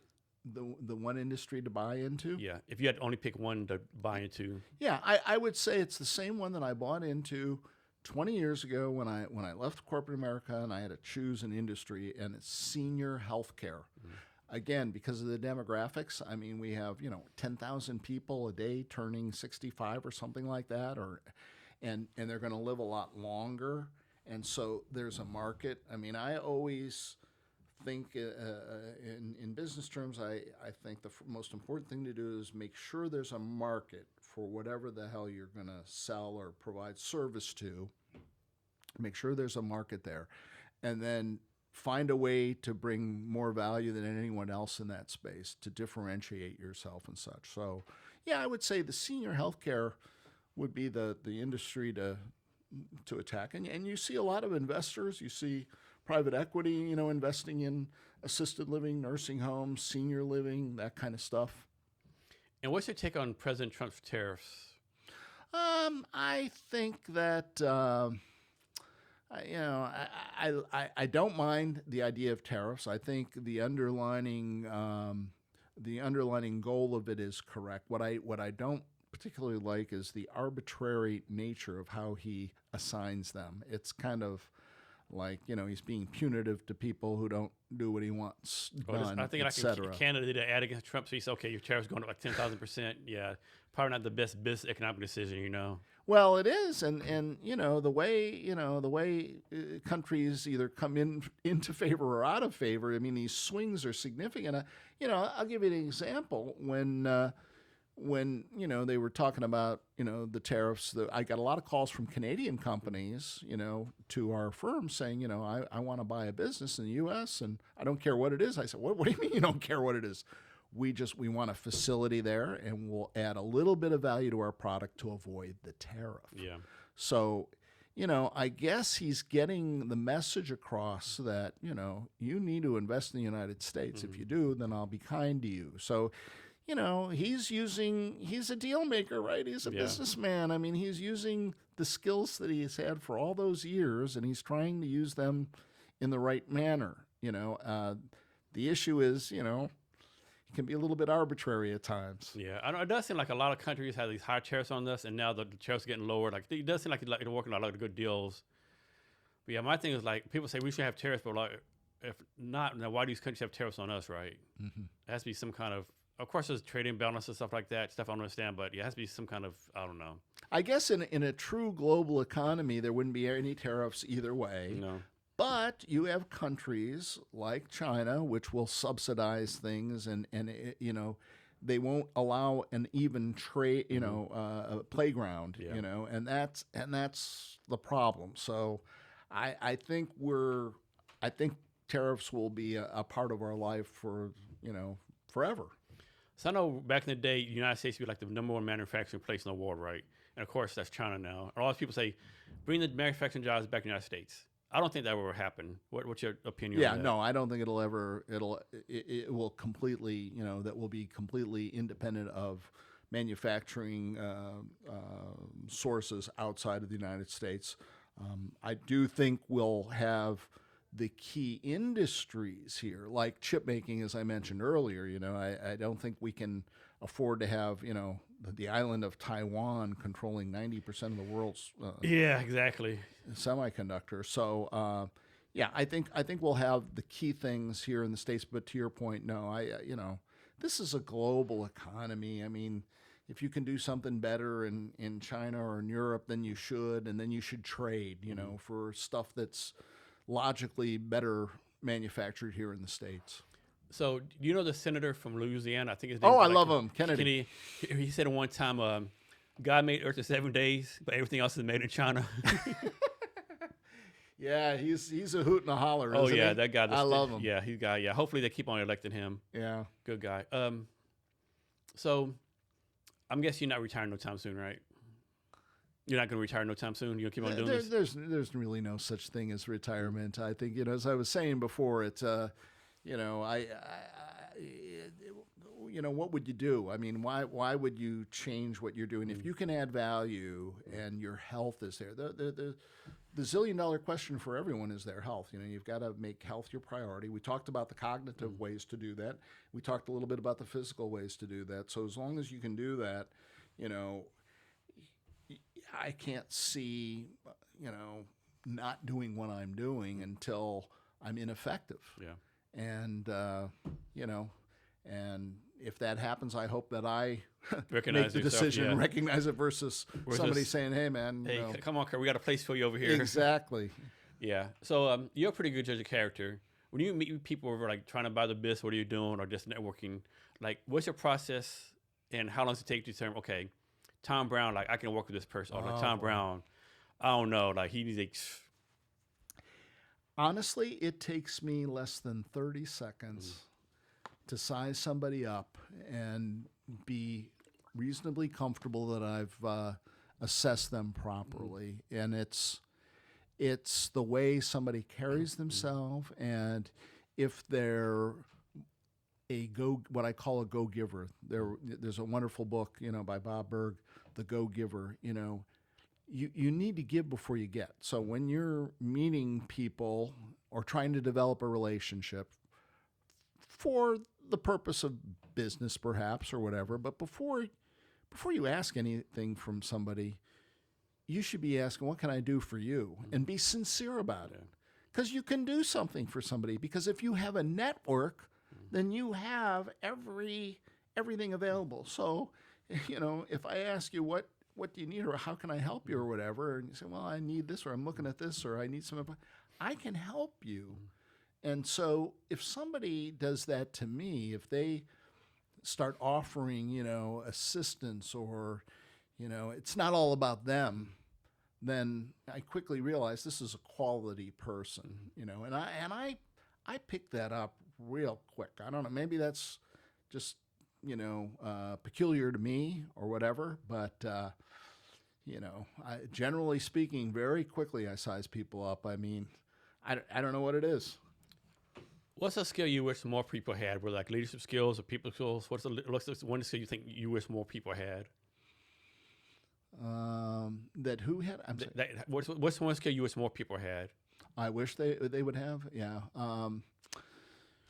I would say the one skill, or the one attribute, would be respect. I think that people have lost the ability to say thank you, or be respectful, or follow up. That's another pet peeve of mine, in terms of people, agreeing to do something and never following up or whatever. So, the key attribute that's missing, I think, is, a level of respect and accountability, personal accountability.